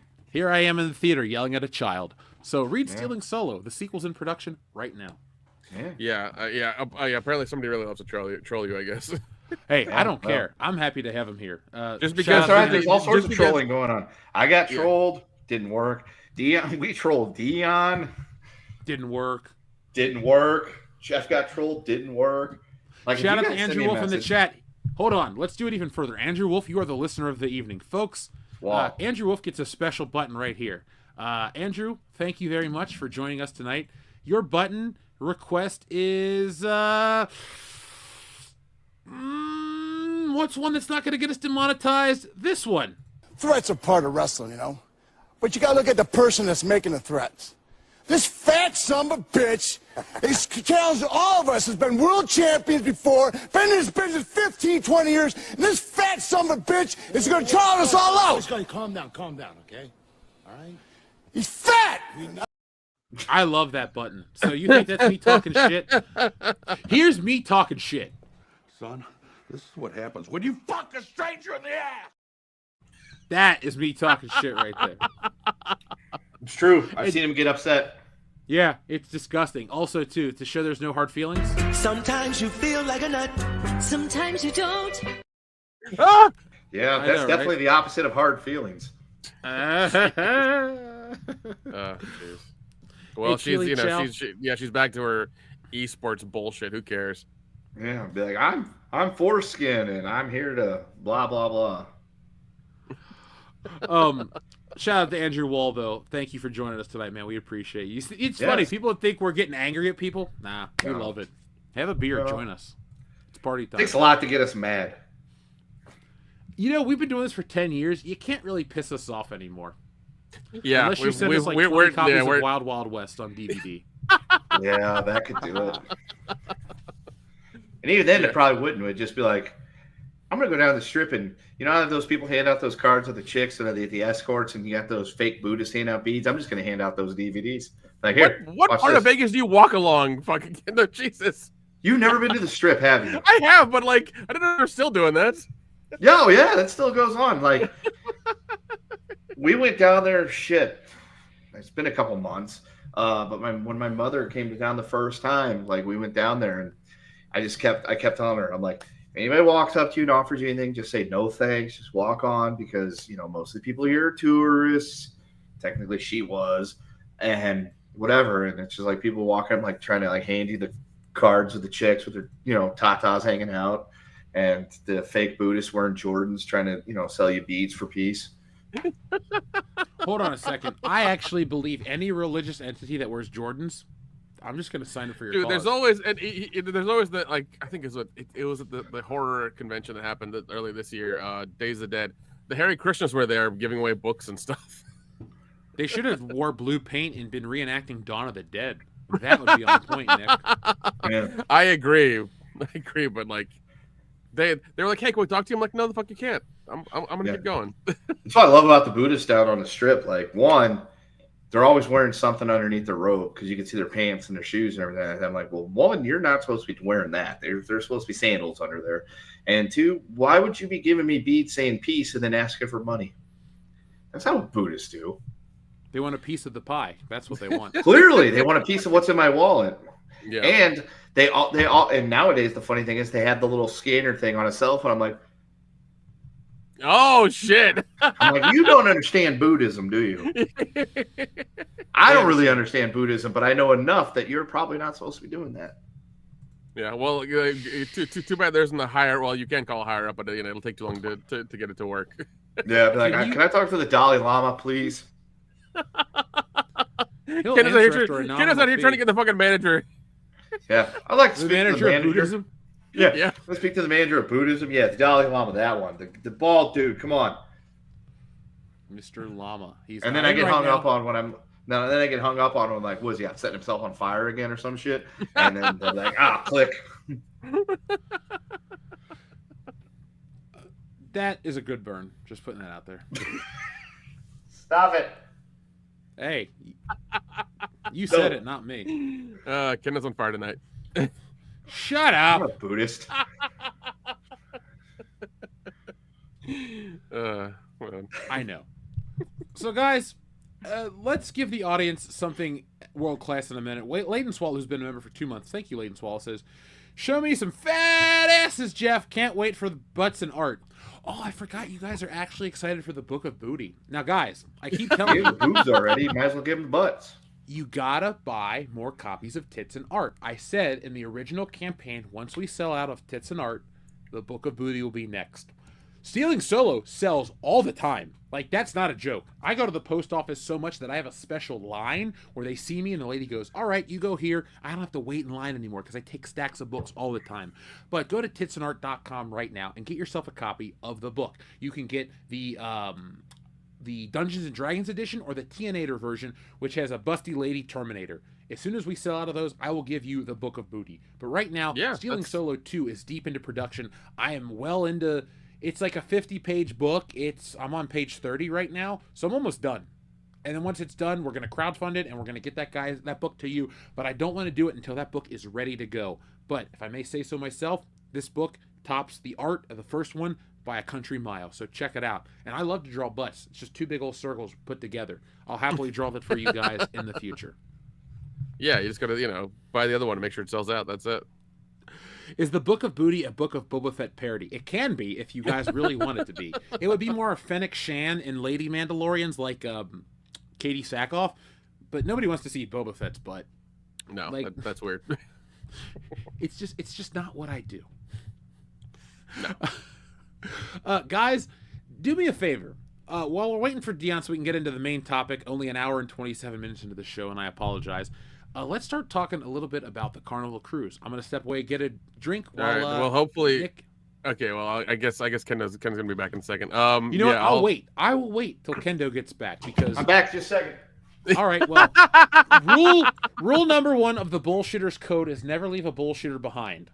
I wasn't. So, I ran to the bathroom and got a couple of refills, and I figured you were going to keep talking about Katie Sackhoff's butt, and apparently I didn't pee fast enough for Jeff. I have literally never once thought of Katie Sackhoff's butt, but I'm going to go pee and think about it then. Okay. All right. Nick and I will talk about the Carnival Cruise and how Carnival Cruise of the population is upset. Yeah, Carnival Cruise doesn't care about black people. To be fair, not all of them. So over the past week, Carnival Cruise has been under scrutiny for the rules that have come up apparently last year and the year before that are all of a sudden. I mean, they're not all of a sudden, but like they're actually hard enforcing now because they're tired of being the spirit of the sea, per se. Yeah. And one of the, I think out of the 3 or 4 rules they mention, one of them is no longer can you bring your Bluetooth speaker out outside when there's on the deck or something because everybody's hear announcements. Yeah, you can't bring it at all, because people want to hear announcements. They don't want to hear your music and stuff. It's getting too noisy, too loud. See, I'm okay with that rule. We'll go. You want to go point by point? Because I was going to say, I'm okay with that rule. Because if I'm going on a cruise, I'm taking everybody else into consideration. They probably aren't going to want to listen to my music because everybody's got a different taste. They might not want to hear Dave Mustaine shredding a guitar and fucking screeching about the end of the world, or Maiden, or whatever else I'm feeling that day. And I don't think I should subject people to my shit. Now, on the flip side, I don't want to hear your music either. And I don't care what it is. It could be country music. I don't hate country music. Some of it I do. But it could also be, you could be blasting some Oasis next to me, and I'd be like, I fucking love that band. However, I don't want to listen to your speaker playing that because I'm trying to enjoy my cruise and my time.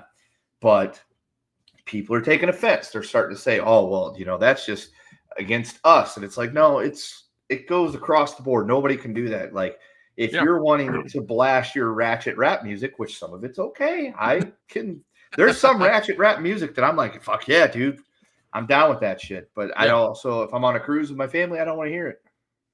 Yeah, and no, I agree as well. Like, yeah, if you're on the cruise and you're on the deck and you're not in your room and you're blasting the music like that, don't fucking do that. No, you know, that's not cool. I'm with you. I don't want to hear your fucking music. Like, we're all here trying to have a good time. Like, let's just do that. You know, let's just do that. Another one. Yeah, another one that they're getting mad about is, let's see on the list here. I think it was, what the fuck is it? Oh yeah, smoking. Like apparently they're gonna start hard enforcing the drug rule or the illegal narcotics rule. Like you cannot bring any vapes or any flour or any bullshit like that with you on the cruise anymore. They're gonna be cracking down on that. They're gonna have drug dogs and the whole thing now at the entrance. So if they even smell a whiff of whatever you've got, like you're fucking gone. Well, they were already doing that, but I think like once again they're hard. I think what's happened is like the poop documentary had come out on Netflix and everybody was like going through that again. And and then Carnival Cruise is like, fuck that, we didn't want to deal with that again. And now like everybody's everybody's talking about it and they're how ratchet they've become and like how ratchet they've become and like all the fights that people have recorded on the decks of these ships and well, so that's and that's the thing. It's like I get banning smoking because they banned smoking like 10 years ago because like somebody smoking helped catch a fucking boat on fire. And the last thing you want to do or have to deal with when you're on a boat in the middle of the ocean is a fucking fire because where are you going to go? And I get that 100% why they shouldn't be smoking. But at the same time, it's like if I'm sitting out on my balcony with the wife, I don't want to smell your weed. Not that I have anything against it, but at the same time, I don't want to smell your weed. And if we smell your weed, guess what I have to deal with? I have to deal with my wife, who is anti any and all drug. Going, it smells like weeds out here. Why does it smell like weeds? Why are people smoking weeds? And then I have to go, God, not only are you ruining my ambiance, but now you're ruining my evening because now I have to deal with this angry fucking little Asian woman here pissed off about your weed smoke. So I get that 100%. 100%. No, don't fucking smoke weed on the boat. Don't smoke cigarettes on the boat because I don't want to smell your cigarette smoke either. Don't smoke on the boat. Yeah. There was also a thing about like not having these, I guess, clacking fans or whatever on the deck either because you could injure somebody. Like that was the whole thing because there's a dance that associates with the song that they're not going to play anymore, and that was a whole thing. And they're like, oh, they're targeting us because of that. It's like no, nobody wants those. So I don't understand that one either. But if I'm sitting out on the deck and you're sitting there clacking your fans together, I'll be like, what the fuck are you doing? Stop it. Yeah, that'll get annoying. That'll get annoying real quick. Another one, I think they're going to do a 15 drink per day minimum, which I mean, if you can make it to the 15 drinks on a cruise, good for you. That's the one we would have a problem with. Not that we would have a problem with their rule. We would have a problem with once we hit 15 drinks, what are we going to do? Because I'm pretty sure everyone on this panel, all four of us could handle waking up at 8 o'clock in the morning, smelling that sea breeze and saying, I need to get me a fucking drink. And then that's true. Maintain throughout the whole day and evening. Because I mean, shit, I've been on this podcast. We're going on about an hour and a half, and I'm already on drink number 6. So, and that's not counting the shit that I fucking drank before I ate dinner. So that was just a whiskey and a half. But that's not the point. The point is, the four of us, beautiful, gorgeous motherfuckers, well-seasoned drinkers, would have a hard time dealing with 15 drink minimum. Yeah, and like I think I went on a cruise last year. Maximum. I went on a cruise last year, and I blew past that because I got the limited drink package, and like I calculated how many I need to drink each day to make it seem to be okay or be better, and it was way past that, and I kept hitting it, so it was a lot of fun. Yeah, the four of us end up out on the fucking deck, sitting in some chairs, hanging out together. 15 drinks is that's noon. Okay, it's noon. You're not wrong. Another hard mark to hit. Not a hard mark to hit at all.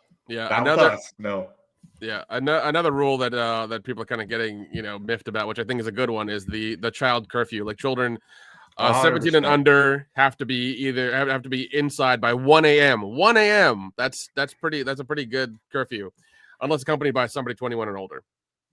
Dude, I'm 100% on board with that rule because I've got a kid, 3 years old. He's not going to be running around at 1 a.m. But you know what I don't want to be dealing with? I don't want to deal with your fucking kids running up and down the hallways. It's the same thing in a hotel. You go stay in a hotel. What do you not want to be dealing with at 1 o'clock in the morning? Some fucking kids screaming and yelling, running around, outside your hotel room at 1 o'clock in the morning. No, dude. You can use it to threaten them. And then, and y'all know me, I'll fucking chastise a kid in public. I don't give a fuck. I'll be like, yo, shut up. You gotta go back. That's the rule. I'll see you tomorrow. Bye. I mean, it's like, where are the parents at? What parent says it's okay for my 12-year-old to just be running the fucking decks on this ship that's in the middle of this fucking sea that his dumbass could fall overboard at any point when he either does something stupid or his friend does something stupid and he ends up overboard? That's dumb. Well, yeah, and statistically, at least one person per cruise does go overboard accidentally, and the majority of them don't get found. Well, there's a reason for that, Nick. It's the ocean. They're just going home. They're just going home.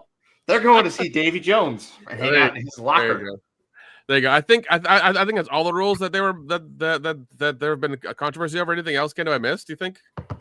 There was the one that I saw that, like, now if you go down to the deck and you put your shit on like a chair and then you wander off for like an hour, like they'll come and they'll take your stuff away and they'll put it in the little safekeeping spot, at like the main office area, because you can't just indefinitely reserve deck chairs. Yeah, that was another one too, which I mean is good, because if you're just being a jackass, be like, all right, I'll be here later today at like 3 and it's 8 in the morning. Don't fucking do that. No, I'm 100% on board, because I've never been on a cruise, but I've been to the Great Wolf Lodge, specifically the one in Phoenix, a few times. And it's a pain in the ass when you go in there and you see all these people that have like a towel or they have flip-flops sitting on a little chair or in the cabana. And then you never see them, because I just go to the tiki bar and I just hang out there. The wife takes the kid to the pool and they have a great time. And I watch them. I'm like, hey, buddy, have a great time. Daddy doesn't go to public pools because he knows what happens in those fucking things. And I'm just like watching, drinking my overpriced fucking Modelo's. And you just look at these different things, and you never see a person over the course of like 3 or 4 hours. It's like, why are they allowed to just show up first thing in the morning and fucking, they're like Sooners. They came and they tagged the land before you could get to it. It's not fair. Fuck you, homesteaders. Yeah. So the last time you won a national championship? Yeah. I should go up to him and be like, listen here, motherfucker. I may not be in the SEC anymore. I'm the Big 12, but you know what? I got Big 5 right here. Give me your fucking deck chair. Yeah. So because of that, people are getting up in arms about it, and they're like, oh, they're enforcing all these rules. I'm like, a couple of these rules were put on the books in 2023, and another one I think was put in 2024. So like, they're just enforcing them now because there have been so many people just disregarding them entirely that they have to enforce them. Nobody wants to go on a cruise and deal with what they see happening at Chuck E. Cheese. Agreed. And that is not directed at any type of group of people, except for poor people that don't know how to behave. Now, the only argument I have is you should be able to get baked on a cruise. There's no reason you shouldn't be able to. I mean, look, my thing is this. If you want to get baked on the cruise, you go ahead and get baked on the cruise. But I don't want to be sitting on my balcony looking at the fucking ocean thinking, I wonder how many people died trying to, sail across this part of the ocean and then smell your weed smoke going across my fucking, balcony. Not that I would care. There are other ways to enjoy it, Kendo, so you don't have to worry about the smell. I understand that there's other ways to enjoy it, and you could take those on the cruise, because apparently they are not against 100% of you taking things on the cruise that may be baked goods. That's true. Unless the sniffer dogs find them and say, no, you can't have these brownies. But most of the people that that are up in arms about this aren't the baked goods types. They are the traditional types that want to inhale it through a device that they can set on fire. Yeah, that's very true. Which I get 100%. Smoke weed every day. I don't give a shit. Do whatever you want. I don't want to smell it while I'm enjoying my vacation, because what I have to deal with it, mainly because of what I have to deal with, it will be sitting next to me bitching about it. Oh, I understand that. Believe me, that's how I got through my last relationship. Yeah. Well, that was less bitching about it. She was just a bitch. Oh, that's how I got through it, so I wouldn't even remember it. Anyway. The bitching was secondary at that point. Right. One would even say, crazy bitch. Yeah. Crazy is not a strong enough word. But that's Oh the my topic for God. Patreon. Yeah. There's crazy, and then there's just straight up lunacy. It's like Galactus levels of crazy. We need to call the Fantastic Four to stop this bullshit. Oh my God. Help me, Sue Storm. You're the leader of the Fantastic Four. Anyway, Dion, welcome to the show, buddy. How you doing? I'm doing better now that I'm with my boys after hanging out with the family after this long ass week. I'm back, baby. I'm not Creative Crash 3. I might not show up on time, but I'm always there when you call me. Well, let me ask. Laden Swallow, there's a comic book called The Long Weekend that's in production. You'll find out about that whole story in about 2030. Anyway, Dion, you went and saw the new film titled Superman 2025. What'd you think of it? Listen, I really liked it. It definitely was the payoff of all the goodwill James Gunn has garnered, especially with Guardians. It was very good, very good.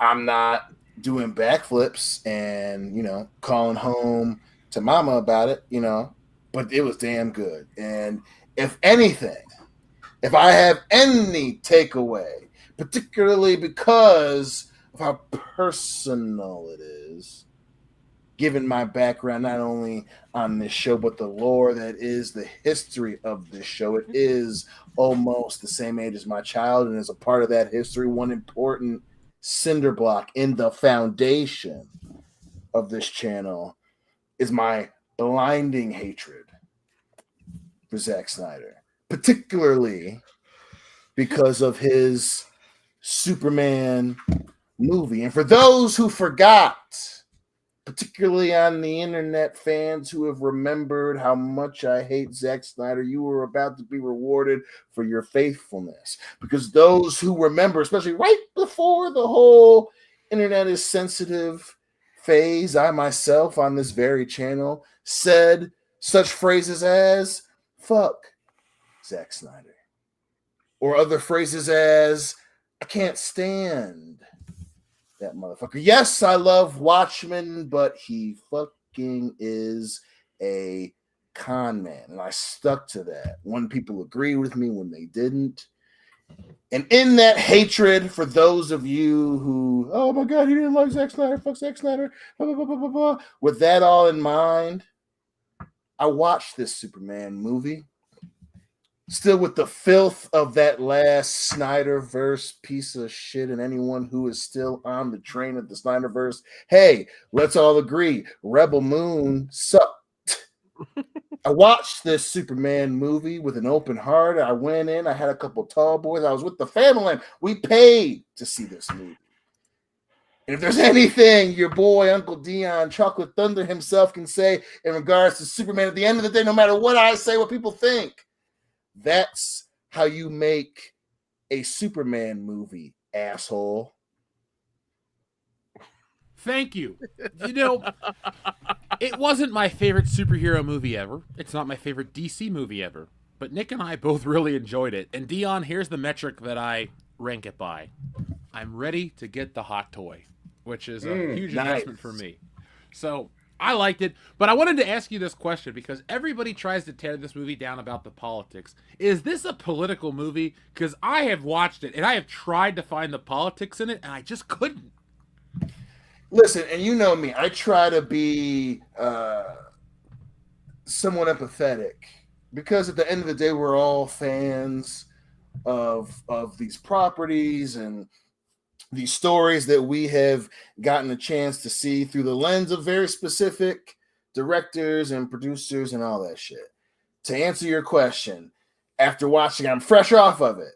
If you think this movie is political, you're one of those assholes. Whatever side of the argument you're on that side, you're on that side. You watch a lot of news, and if you watch this movie knowing it's a Superman movie, whatever it is you think, if you think it's strictly political, you're an asshole. If you know people, you're like, oh man, it's not that political, maybe it's not, blah blah blah, and you're talking to someone like, man, I didn't like how political it was, if you're a healthy human being, you go, that person's an asshole. It wasn't that. political. And I'm not. And again, I'm not saying that. Again, people might hear that and then think that I'm saying that maliciously. I'm not. I'm just saying in terms of, in the real world where there are groups of us that like movies, like, damn, man, we're going to see a Superman movie. Let's go. If you walk out of that, man, I didn't like how political it was. Whatever you believe, make no mistake. If you think I'm an asshole, the person you disagree with thinks I'm an asshole. And I would say if you think that this movie is political, you both are assholes. That's all I'm going to say about that part. Because it was not. It was very, very much trying to get everyone. It was everything that we complain about. Superman was that. It was definitely trying to appeal to everyone. And it was not, political in terms of the universe that it's in, where there are, things that come up politically in that universe, but it's not political in any way that it's going to date the movie. Shit that, especially with Marvel lately, it dates the movie. People 10 years from now, they're not going to be like, oh yeah, that's reminiscent of what was going on in 2024 and 2025. They're not going to say that. They're not going to say that. It is not political or part of whatever bullshit's going on as far as I felt watching it. And that's me coming off fresh off seeing it. So you're telling me that it's not an allegory for immigration or whatever? Listen. If anyone brings that up, we get it. You watch the news. Thanks. I went and saw Superman. It wasn't that. It ain't that. Not to mention the other side of that. That's the whole me, calling you an asshole or whatever, and people who got all political about it.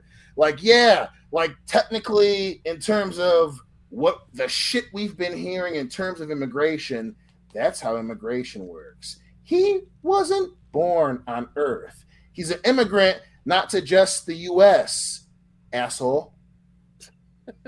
The planet. The entire planet. Core. So anyone listening, people who agree with all that bullshit I just said or not, trust me, if people bring up the immigration thing, you can just be like, oh, okay, you didn't see it. And then just laugh in their face, and then they'll be cool. They'll realize, oh, you're not watching the news all the time. Cool. Did you watch the rain? You'll be like, yeah, I can honestly say it because, you sound like less than an asshole. So, yeah, it was not an allegory. It didn't try. It wasn't James Gunn trying to say anything, especially because, James Gunn had his own little run-in with the Capitol Police. But, hey, it's not that at all. It is very much a Superman movie. And again, for all those who are confused, James Gunn, that's how you make a Superman movie. He so much so that some parts were, as a fan of the character, like, damn, that is annoying about Superman. That was in the movie. Yeah. Yeah. Jeez. Go ahead, Nick. No, I'm with Dion. People are trying to make mountains out of molehills, and it's just really fucking terrible. I saw the interviews with James Gunn and his brother. They both said political stuff, and I think it's just to rile up controversy so that people will talk about this and go watch it and stuff like that. That's what I really think it is. I don't think it's anything else beyond that, because it's his first shot at being a higher up at DC and making a movie and making a Superman movie and really trying to bring DC around again. So he's pulling out all the stops and making all the fucking, sound bites. So this way that he gets the money for this thing. That's really what it is. That's how I believe about what's happening. There's no politics. There's no bullshit. They're just stirring the pot to stir the pot so people can talk about it and go watch it. Controversy creates cash. Yep. That's true. Listen, I want that on a goddamn shirt.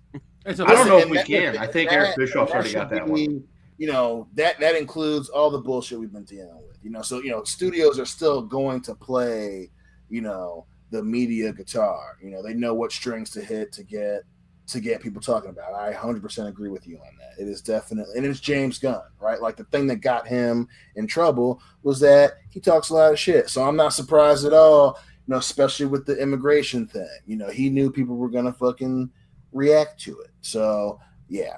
I think that's definitely him playing. He's playing the violin to get just enough buzz to get people to watch it. It's what Brie Larson was really bad at doing. Yeah. Yeah, she was too nice about it, or she was too bitchy about it. There was never an in between. She never like had a hard stance on anything. And then they had her make that really shitty YouTube channel that I don't think she's uploaded again ever. Oh no, dead. Nick, how am I gonna sleep not knowing what Breebot's doing? Yeah. You know, the issue with Brie Larson, you know, dear Brie, you know, we as a group of consumers and our relationship with Marvel, the producers of that entertainment, you know, a lot of people knee-jerk reacted, and that was what was supposed to happen. And I'll say it to the end of the day, you know, it was a bunch of controversy that popped off, and the movie wasn't that good. Whether you agree or disagree, that explains all that shit. And hey, you know, if you think that it was because Brie Larson opened her mouth and people got mad because of this woman, blah, blah, blah, blah, blah, blah, blah. You can. I'm not even saying you're wrong. I'm just saying Disney knew it before you did, technically, when they started doing the shit, and it was to do the thing that you all did. And the movie still wasn't that good. That's the difference. And I'm not even saying that James Gunn's my fucking hero, but you guys saying that is exactly what you stir up just enough. And hey, the movie is definitely good enough to warrant the media attention. I'll say that. Yeah. Where do you rank it in terms of all Superman films? I mean, that one of all Superman films, are we saying just all live action? Live action, yeah, live action movies, not shows, not anything else. Live action movies. Live action movies, major productions from legitimate studios. It is right overall. I'd say it is definitely 3. It is. It's behind Superman 2. You know, Superman. It beats out Superman Returns because it was actually good. Superman Returns is terrible. Oh my god. Yeah, movie came out of nowhere. It was so weird. It was so strange. It didn't come out of nowhere. We're just getting older. You know, 2005. We were like, damn, everybody wants a Superman movie, and you know, they trusted Bryan Singer. I can't remember the dude who wrote it, and they gave us generic, not good Superman. Yeah. Yeah, and you know, that's a testament to how bad the film adaptation of Superman has been, that we get this. And then even including the George Steele version, I say this is ahead of that, obviously, because it's better and it looks better, you know. And then you got Superman Returns, you know. I would put it like this: original Superman, I do like the new one. Then I'll do Superman 2. Then I'll do 3. Then I'll do 4. Then I'll do 3, Man of Steel, Superman Returns, Batman vs. Superman, Dawn of Justice. That's how I rank the Superman movies. I can dig it. Dude, I thought, one thing too, Dion, it was funny, all that shit that was filmed in Cincinnati looks great, but, you know, folks, if you really want to hear a long-form review, Nick and I went ham for about 90 minutes talking about how much we enjoyed this movie. So you can go back and check that out. But, Dion, I just wanted to ask, I wanted as many bullshitters as possible to chime in on the fact that this movie's not political, because Fox News and so many people out there are trying to say it's super woke, it's this, it's that. It is not, folks. Yeah. Like, you don't have to like what we like. You don't have to take our opinions as valid. But if anybody's out there telling you it's full of this shit, they're full of shit, and that's where I have a problem. Yeah. Which, listen, the only part that's political is how they touch on the methods of our time, and that includes rage bots. You know, that's the thing that's going to separate the Superman movie from previous Superman movies, is in the world of the internet. You know, that's a real thing that fucking happens, and this movie has a very specific and poignant joke on that. And you know, I will say that if you're the person who's doing what Jeff just said, the get mad, blah blah blah, you are the person who doesn't get the joke, and you are you're one of the monkeys, and that's cool. There's nothing wrong with that. I'm just saying, watch the movie. Yeah. I'm gonna go see it on Saturday again, Dion. Like, I liked it that much. Yeah, I might. Yeah, I might. I'll probably watch it again before next week's show for sure. But if I definitely want to check out F1 though. When I'm gonna he try gets to back, convince he's the always wife to in go a bad watch it mood when he sees Tuesday. his dad. But I'm gonna take him to see it because he was like, I loved it. It's my favorite Superman movie. It might be my favorite comic book movie. Who said it? Like, shit, well, fuck your dad, and when you get back, we'll go see it again. Who said it? Devin. Oh, good. Nice. Did you guys see that Otis's full name is credited as Otis Berg? Like I thought, I didn't notice that, but Clone Geek has messaged me about it, and I'm pretty happy about that. That's awesome. Yep. Otis Berg. I wish it had a line of comedy as funny as what do the number 200? What do you and I have in common with the number 200? It's my IQ and your weight. That's the best burn of any Superman movie, and I thought that was a great scene in the original. But what do you think overall? Like, are you excited for more of this guy as Superman? Listen, I am. That dude even has a Superman. What's his name? David. Cornwreath or whatever the hell his name is. Cornwreath. Cornwreath. You know what I mean? He got one. He got one. He got one of them white boy names. That's cool. They got this dude. I am in. And I'm the dude. I still own that original release version of Superman Doomsday. In terms of what we've had and what we saw in 2025, I definitely want to see more. Now, if anything, the fact that there are so many indicators of the existing universe, that's the one detriment I will give the movie. It did just a little too much. In what regards? Well, we get Hawk Girl and Guy Gardner and Mr. Terrific, and spoilers for those who haven't seen it. I'm gonna give you a couple seconds before I say it, just in case you haven't seen it yet. I'm going, so you can skip to after you hear me say this shit. We get Supergirl. That's just a little bit too much for the beginning of a franchise, but it doesn't take away from me still thinking that the movie's great. That's one of the few criticisms I have of it. No, that's true. There's a lot, especially for somebody like me who doesn't really know, who hasn't read comic books and doesn't know these characters natively. But I will say the reason I'm okay with that is because it's spaced out in the movie long. Like there are gaps between all these things, so it's not just like bombarding you with like all these people in one area that you have to that you're seeing with this like camera going around them for 20 or 30 minutes and them talking and introducing their characters and who they are and stuff. Like it's happening in like the little spurts, so it's not that bad. Right. It's not that bad, and then you can tell, at least for the first movie into this universe, and obviously from perspective of some asshole in Michigan who has a podcast. This movie was very much built like an episode of the animated series. Very much built like you opened up a random novel of Superman. You don't know all the characters, but the universe that they're in, the major players, and that, these other characters are important, and this is what they do. And again, to differentiate a Superman movie from a Zack Snyderverse piece of shit, Superman has that thing where he encourages people to do other shit, and that was the piece that was important.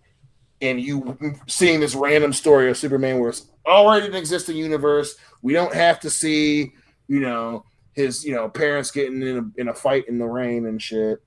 It definitely is a single graphic novel that you open up a Superman and you might not be a Superman fan, which is fine. I still give the movie high marks. But the thing that knocks it down, James Gunn just did too much. We got 5 side characters who are important. That's where shit starts getting, we get it. You're building a universe feel from it, which is not the worst thing in the world. No. And I'm just so excited to what the future brings. Like I told you at the beginning of the show, I bought the action figure. I'm ready for Superman feels relevant again. And I'm interested in how Marvel's going to respond with Fantastic Four because, and I understand what people are about to say, but Superman and Fantastic Four are the first for their respective companies. Before anyone tells me that Timely Comics predates Marvel, I understand that better than you realize. But in 1961, the first Marvel comic is the Fantastic Four. That's when they rebranded their company. So, and DC had comic books before Action Comics, but, whatever. But this is the first of the first for each company. I wonder if Marvel is going to be able to follow suit, because Superman, I had faith, but I wasn't as excited as I am now after watching the film. I don't think the Fantastic Four is going to be able to follow suit. I think this is going to be an interesting summer where we're watching DC overtake Marvel, at least in this one. Like 2025 is going to belong to DC, because Captain America 4, no thank you. Thunderbolts was good, but not this good. And Fantastic Four, good luck. That's all I can say to that. Where do you think it's going to fall, Dion? Do you think FF's going to be bigger than Superman? I think that, especially, again, just seeing it to that very specific point, which is why, that's why you're my best friend, the way you word those things. It just. I've also drank a lot of beer tonight, buddy, so I am feeling. Well, that's why you family. That's why y'all family, baby. But Superman was good. It wasn't good enough to kill Fantastic Four. The things that Superman lacked in, if Fantastic Four hits those notes, it has a chance to be better, especially based on now that we know what the vibe of the upcoming DC universe is and the vibe that James Gunn went with, which was very heavy-handed, baby. Fantastic Four, if Marvel doesn't fuck this up, Fantastic Four could be a sleeper, because Superman I loved it, but it wasn't that good, baby. Well, this is the first time. This is the first time Dion's like, it's not that good. It's weird because me and Jeff really liked it. Dion's like, it's not that good. I'm like, wow, this is weird. No. I'm saying this is very strange for you to not gush over a movie. It's very weird. I'm gushing. I loved it. I do. But specifically, he's a gusher. To the context of 2025, in that question, what's going to be better? Superman, I loved it. I'm happy with where we are in the summer. Superman came out, and I'm definitely willing to spend money to see it again. But listen, this is the equivalent of when you're watching wrestling, and it's a good match. You're having a fun time, and then you hear the crowd go, "This is awesome," and you're like, "Okay, calm down. It's not, it's good. It ain't that good." Superman was, I loved it, but it was definitely. It was a little much, and it leaves just enough room, especially if Fantastic Four leans on the family aspect. If obviously we got a lot to worry about. Silver Surfer, they changed that shit up. Who knows what they're going to do in terms of they're adding the time element to an existing universe. That gets tricky, but again, it's in the '60s. It's New York. It's it's supposed to be prime era Fantastic Four. That's a lot to pull off where Marvel is. But if they pull it off, it might hit the notes that Superman was trying to go for and fell just a little short. Just a little. It didn't fail, just a little short. See, I don't think Fantastic Four is going to be as good as anyone thinks. I think it's a situation where Marvel was riding comfortably because DC was a joke for a decade. And this is just another film in their lineup. But Superman came out of nowhere and was like, oh shit, there's some chance that something else could be good. So it's too late to re-edit the Fantastic Four. It's out in 2 weeks. So on the 23rd, folks. Yeah, 23rd it's out. Yeah. So on the 24th, 2 episodes from now, we'll have a live review of it. But I'm putting my money on that Fantastic Four. It's not going to be the Marvel's bad, but it's going to be as forgettable as something like Captain America 4, where it's a spectacle. It looks thing nice. That's stopping me from saying that is Thunderbolts. They, again, I don't know the specific timing of their schedules, but as I recall, God, I keep forgetting that Guevara's an ROH champion. That fucking, they're around the same time. Especially this transitional period after the Marvels, and that's the only reason why I'm optimistic for Fantastic Four is because Thunderbolts was good, and if it was enjoyable. If they take that mind, if they had that same mindset, that they had with the Thunderbolts, that's where I think that the Fantastic Four could make some ground. Because I said this on the channel at the time too. If the franchise to get Marvel back in the game is Fantastic Four. The trailers haven't been very helpful, but if they took it as serious, it doesn't have to be great. But if it's pretty damn good, we could be having a different conversation here come August. Well, Dion, you say it's tricky for them to do that, right?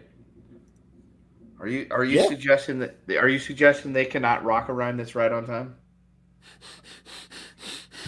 That is fun. Here we go. I was gonna say that's for an audience of 1, but now it's 2. I love that game. I love that song. We are not thugs. We don't use drugs, but you assume on your own. I love that song, Kendo. Oh my gosh. Yeah. Well, I mean, like, Thunderbolts was good, but like, it was one of those things where people are burnt out on Disney and Marvel, and it lost money. It lost a ton of money, even though even Jeff gave it a rave review and said it was actually a really good movie. It didn't matter. Yeah, you saw it twice. Like there you go. You saw it twice. You put your money where your mouth was. But it's just that people are tired of Disney, and I think with Superman and people giving, and they're probably going to be better, more reviews as the days go on, especially into next week. People are going to go watch it. It's going to last a little longer, and it's going to make a good chunk of money. I think with Fantastic Four, it's not going to happen because people are still have that bad taste in their mouth from Disney, and they're not going to. Thunderbolts may have been good, but like I don't think Fantastic Four is going to put up numbers the way Superman is. I really don't. Listen, I'm not saying that you're going to be wrong. I think that we have to, especially in critiquing these things where we are in this point of time, I think everything you're saying is right at this point. But we're about to get a blast of Fantastic Four shit. I don't know if it was just the speed of which the year was going or the way that movies have been released this year in terms of they're trying to get them on important dates. You said we got 2 weeks before Fantastic Four comes out. Yep. And especially with Superman being out, there's going to be still a good amount of Superman of marketing. I think we're about to get a blast of Fantastic Four. They're releasing more bits of the trailers. Again, I'm not saying it's going to save the feeling in the room about how good it's going to be, but the fact that Thunderbolts, which was, again, another B-team thing, a la Guardians, that ended up being pretty good as a backdoor to further the brand. That's detriment. It was still a good movie, and we're going to get a little bit of a push from Marvel because they want to compete. They're not doing the major 4 or 5 releases in the year anymore. They're going to try to stick it to 2 with 1 streaming or 2 streaming or whatever it's supposed to be. There's no November Marvel anymore, so they're banking on Fantastic Four. I think we're going to get a push of marketing. And again, if it doesn't have to be better than Superman in terms of storytelling or whatever, but if it's still good Marvel, good Marvel versus great DC, that gap's going to be a hell of a lot closer than what people are going to think it is. I'm not saying that Fantastic Four is going to be better, but this is post Marvel's Marvel, and I can't help but feel like, hey, Thunderbolts, New Avengers was actually pretty damn good, where it wasn't worrying about checking boxes. If they just do the same with the Fantastic Four, and we all have that same nostalgic yet unfamiliar excitement for the next thing, the arms race, and make no mistake, this is an arms race, might be a hell of a lot closer. No, it is, and I think the Monday after Fantastic Four comes out, it's going to be people are going to wait with bated breath for sure and really see what the numbers are. But personally, I think Superman's going to do above Fantastic Four for sure for that time frame. Yeah, I wouldn't be surprised because it was damn good. Yeah, and I mean, like this was an advanced Amazon screening, and I know me and Jeff talked about it. Both our theaters were packed. It was hard to get a ticket. It's hard to get a seat. It was packed. People were wanting to see this before the fact, and everybody in my theater, along with Jeff, if you go back and watch the review, go check it out. Everybody, they were laughing, they were gasping, they were doing all the stuff. They had a good time. It was a good movie. So, Yeah, but even then, like you're dealing with Superman and Fantastic Four. I feel like Superman is a little bit more recognizable than Fantastic Four is. Even though Marvel's always been hinting at Fantastic Four, and it's always been like, oh, we're gonna do it. They're coming. It's gonna happen. And then the Superman logo is one of the most iconic things on the planet. Like if you put the Fantastic Four logo out there, some people might think it's so many other things, but you cannot mistake the Superman logo. And the best thing I hope for, guys, is that this is a new renaissance of the OG superhero taking the forefront. Like, I like Spider-Man. He'll always be my favorite. Batman, I'll always like him more than Superman. But Superman's always had this place in where it's like, when Superman's good, I'm on board. When Superman's not, I'll give it a shot. And if I hate it, it is what it is. Yeah. But I'm hoping that, like, I'll argue this is the best Superman movie in our lifetime because we're all born post Superman 3. Yeah. So The Quest for Peace is not a good film. Superman Returns, not a good film. Man of Steel, Batman versus Superman, not good films. This, really good film. Yeah. So I'm hoping that this is the new era of Superman is becoming like, because Dion, when we were in college, man, Dustin used to talk shit about Superman. Superman's so gay. Nobody likes Superman. Superman's this, Superman's that. And for a generation of people, Superman was lame. Hopefully this gets kids excited. This reminds people why they like the character. And I want to see more of this dude. Warner Brothers, don't mess around and make us wait 5 years for a sequel. Don't give us like all this other garbage and make us wait. Like in 2 years, get a trailer out for the next film. Like I want to know what's happening and keep this guy around, keep the look, keep the tone, have him fight anybody. Like, who do you want to see him fight in the sequel? Metallo? Listen, again, in the vein of the way that we got the Superman movie, we don't have to have Metallo's a perfect fucking character. My thing was the dude that sucks his powers, Parasite. I was like, yo, make the next one Parasite. Something that we don't have to have, do the earth building thing. That's what's interesting and what is part of the detriment to this movie. We got Hawkgirl. Since it seems like they're sticking with classic Superman, her people try to invade the planet. Is that what we're building for? So, build towards the next thing, but have good characters. Metallo is fucking perfect, especially now that they incorporated Kryptonite in a very fun way. I'm down with Metallo. Parasite, I think Parasite's perfect in terms of Superman learning to become Superman. Like, yeah, he has the powers, he has the belief, he saves the fucking squirrels, but this Superman... That was hilarious. It was, again, that was that thing where you're like, fucking Superman, right? Yeah, exactly. He's like us, but he's just alien enough where he's like, man, you're too much of a fucking Boy Scout. Fuck, man. Yeah, you saved the squirrel. Whatever.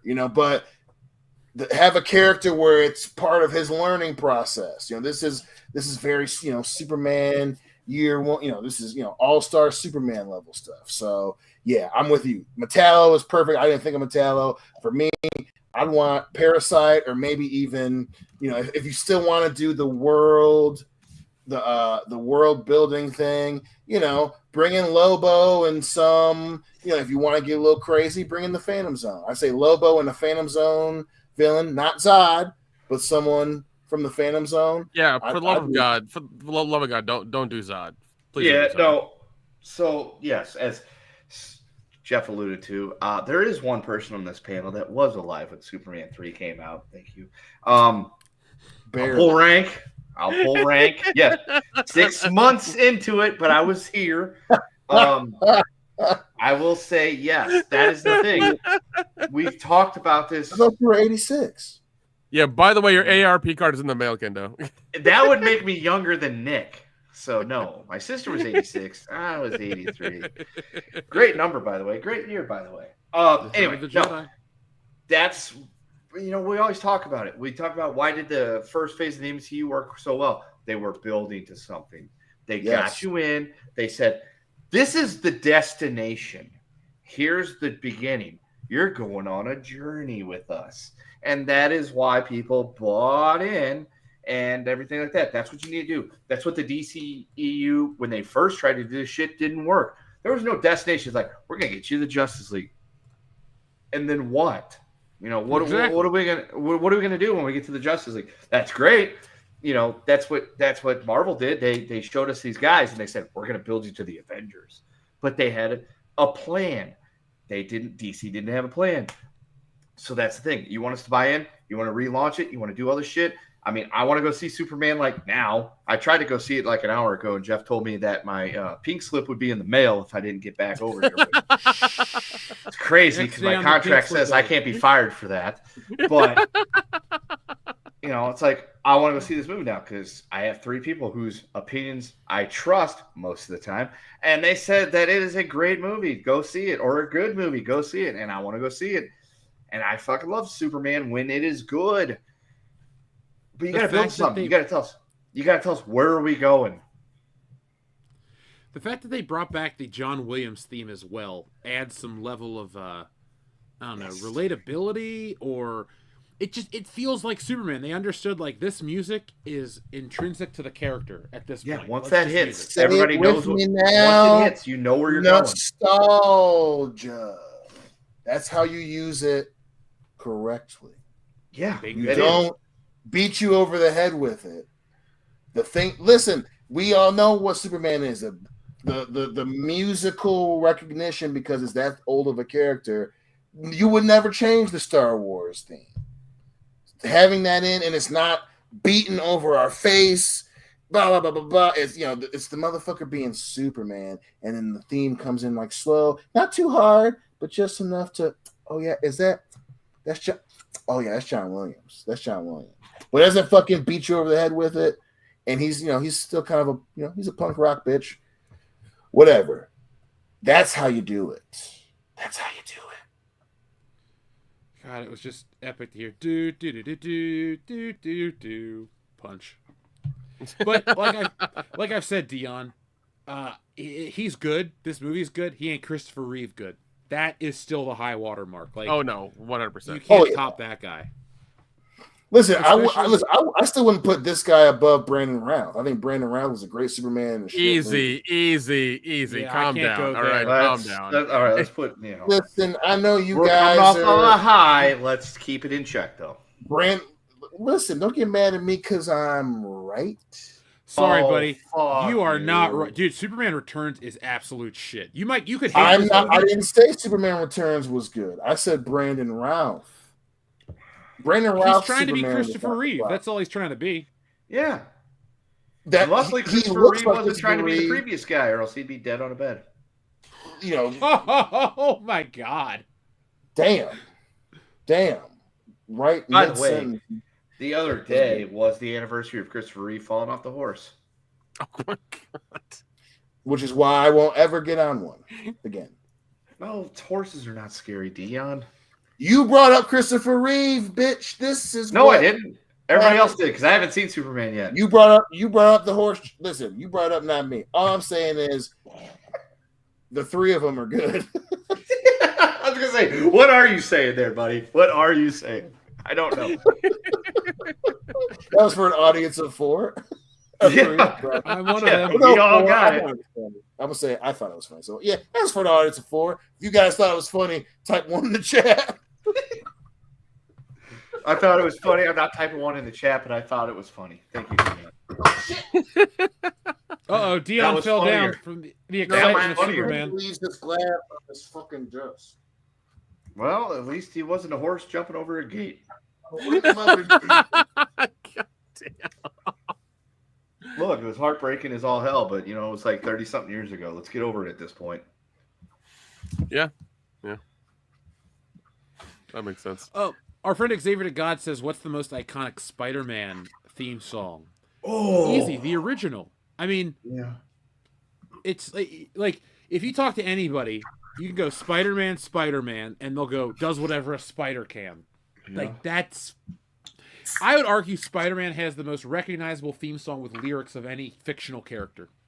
Because there are all these great theme songs that don't have words, but everybody knows Spider-Man does whatever a spider can. So that's my argument. Even the Ramones covered that song for their concerts. So Aerosmith did too. Yeah. I mean, people Like well-known bands and their genres did that. So yeah, Spider-Man does what any old spider can. There you go. Perfect.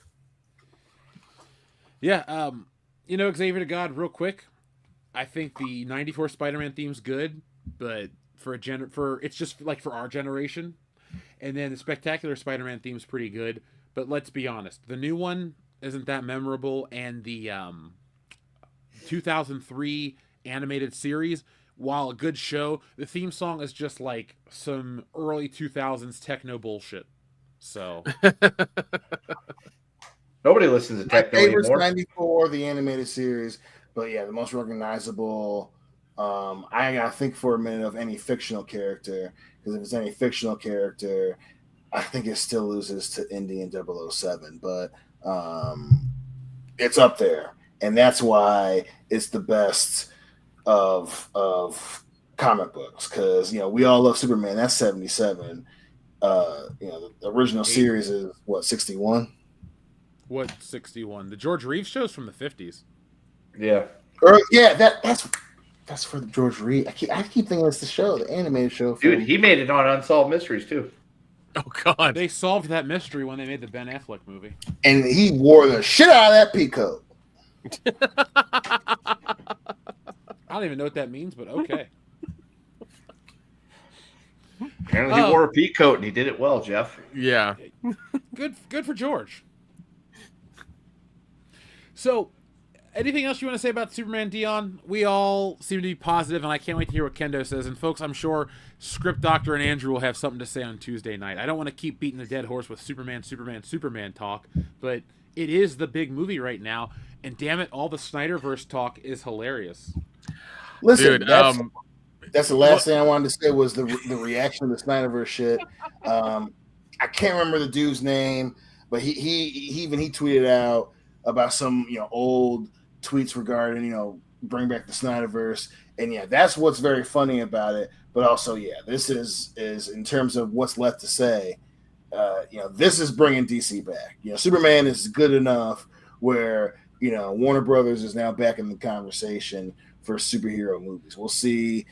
Obviously, the fact that a Superman is going to help in terms of keep it for them being the best brand for comic book movies right now. But it's that good. It is that good. Yeah. Well, I mean, I think once again, we'll see when Fantastic Four comes out and how that works. But I think we're in a situation where I agree with Jeff, where like DC might overtake Marvel with comic book movies. Like this may be the tipping point for all of that, and it's going to be hilarious if that really happens, because they're gonna fucking shake their heads and be like, oh, what did we do wrong? Like where did we go wrong? It's like it's really fucking obvious where you went wrong, Marvel. It's really obvious. I can give you a roadmap. It's really easy. Yeah, 2019 happened. Yeah. So I don't know. It's. I mean, like they've Disney, Marvel, Lucasfilm. They're all not doing too well, and it's kind of hilarious. So they're just like, what do? We don't know what's going on. It's like what's going on. Come on. But it's politics, man. It's such a woke movie. How can you even say anything positive, Nick? I mean, that's why I keep hearing about it. I mean, I hear it's totally woke, and then you guys talk to like it's not woke at all, and I'm like, I don't know what to do. But remember, Kendo, we're bought and paid for by Warner Brothers. Warner Brothers cut me a check for $762 to say we're in the pocket. We're in the pocket of WB, with our. But they haven't sent me the check yet, so I have to default to the No, my son. The check's coming. The check is on the way. But the check's in the mail. I'm going to bring the check. And I have these other papers I want you to sign, and I'm going to have a conversation with your wife. The check's on its way. You are not at all getting power of attorney over me, nor being the beneficiary of my Roth. Sorry. All I'm saying is just be at home the first week of August. And I will be. I don't have to go back to work till the 6th. Rosh Hashanah, brother. Rosh Hashanah. I'm confused. Are you actually coming out to visit? Because that's awesome. But at the same time, I'm slightly confused because I'm not signing any paperwork without my lawyer present. Well, we talked about the game is in Casey again. So we were talking. I know that's still a thing. Don't get me wrong. That was just a very well timed joke. That's all that. I was gonna say, yeah, we did talk about flying to Kansas City for the Lions Chiefs game. Yes, that is a thing. I'm 100% on board to do that. But I mean, you would have come here. You could stay. It's cool. I got a spare room, but I ain't saying shit. Dion, I'm still driving up for SummerSlam, so. That's what I'm saying. Yeah, just coming up for SummerSlam. So we can make it a crowd at home. We ain't nothing wrong with that. Are you actually coming to visit in a couple weeks? Because I mean, not for the beginning of August per the joke. No, I will clear my. I got to report back on the 6th. That's like a hard line. I have to be at work. I wouldn't actually plan it when like you gotta start worrying about school and stuff. I mean, if you would have come to I care about your schedule. Dion's gonna wake up with you and be your teaching assistant for a couple of days. Look, I mean, I'm all for that. It'd be kind of hard to get him into the building because he doesn't have an ID. Kids, I'm here to talk to you about security and why it's important if you see something. Listen. As long as Dion wears a suit, he can get in anywhere. Okay? Yeah. Look, he's my security advisor. I think the district may have paid him to come talk to us today. I don't know, but I trust him. Not related to that. That was a joke. I'm not a plan at all. Though I would, if you do need me to like come down and be like, oh, this is my friend Dion. He's a security professional, and he's here. He's already doing the section of the area. Come out to be like, look, I'm Dion. I'm his friend. He actually has a black friend. To be like, yes, he told you. Yeah. A black friend. So you guys thought I was just like trying to pull rank and say, no, I'm not an asshole, but this guy can prove it. Yeah, he must have said the N-word around him. It's great. Not the asshole part. He'll corroborate that shit, but the whole like prejudicial shit, he should be able to exempt most of it. Some of it. Let's be honest Half. with ourselves. You can say most. You can say most. Half. Thanks, Eddie Murphy. Our friend Shrebbles08 has a question for Mr. Cleo. Mr. Cleo's being summoned. Mr. Cleo, will Kendo Slice ever love the Mighty Raiders, and will Fantastic Four make $1 billion? Ooh. I feel the earth energy is coming down now. What happens when you call to the kids? You call their one and only Mr. Cleo, but a mercy. Call me now. Why do you call me? Because the kids don't lie. So what we have now, here, oh, Mr. Cleo, oh, thank you so much. It's the respect, the respect to know that you're talking to a man who knows what he's talking about. But a mercy. Will Kendo Slice love the Mighty Raiders? Listen, there are a few things in the universe that Mr. Cleo can't tell you, bull. I can't tell you about what your side piece is saying. We're not there. Second thing, the one thing I don't need the kids to tell me is Kendo will never love the Raiders. Those backwater. Listen, excuse me. The kids don't lie, and the kids have nothing to say about the Raiders. Fantastic Four make $1 billion. Listen, you came to the right man. We know what we're talking about down here. Because one thing we know, the kids. Boom-ba-cla! The kids don't lie. See what we have here. Oh, listen, if we know one thing, the kids have a sense of humor. And what's funny, even the kids still call Fantastic Four. We have the plight of the poor man. Fantastic Four, still Fantastic Four. How about a mercy? Not $1 billion.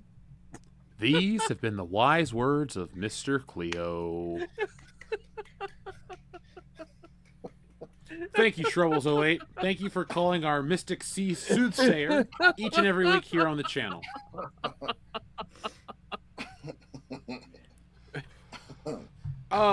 So, guys, is there anything else we need to cover in this week in entertainment?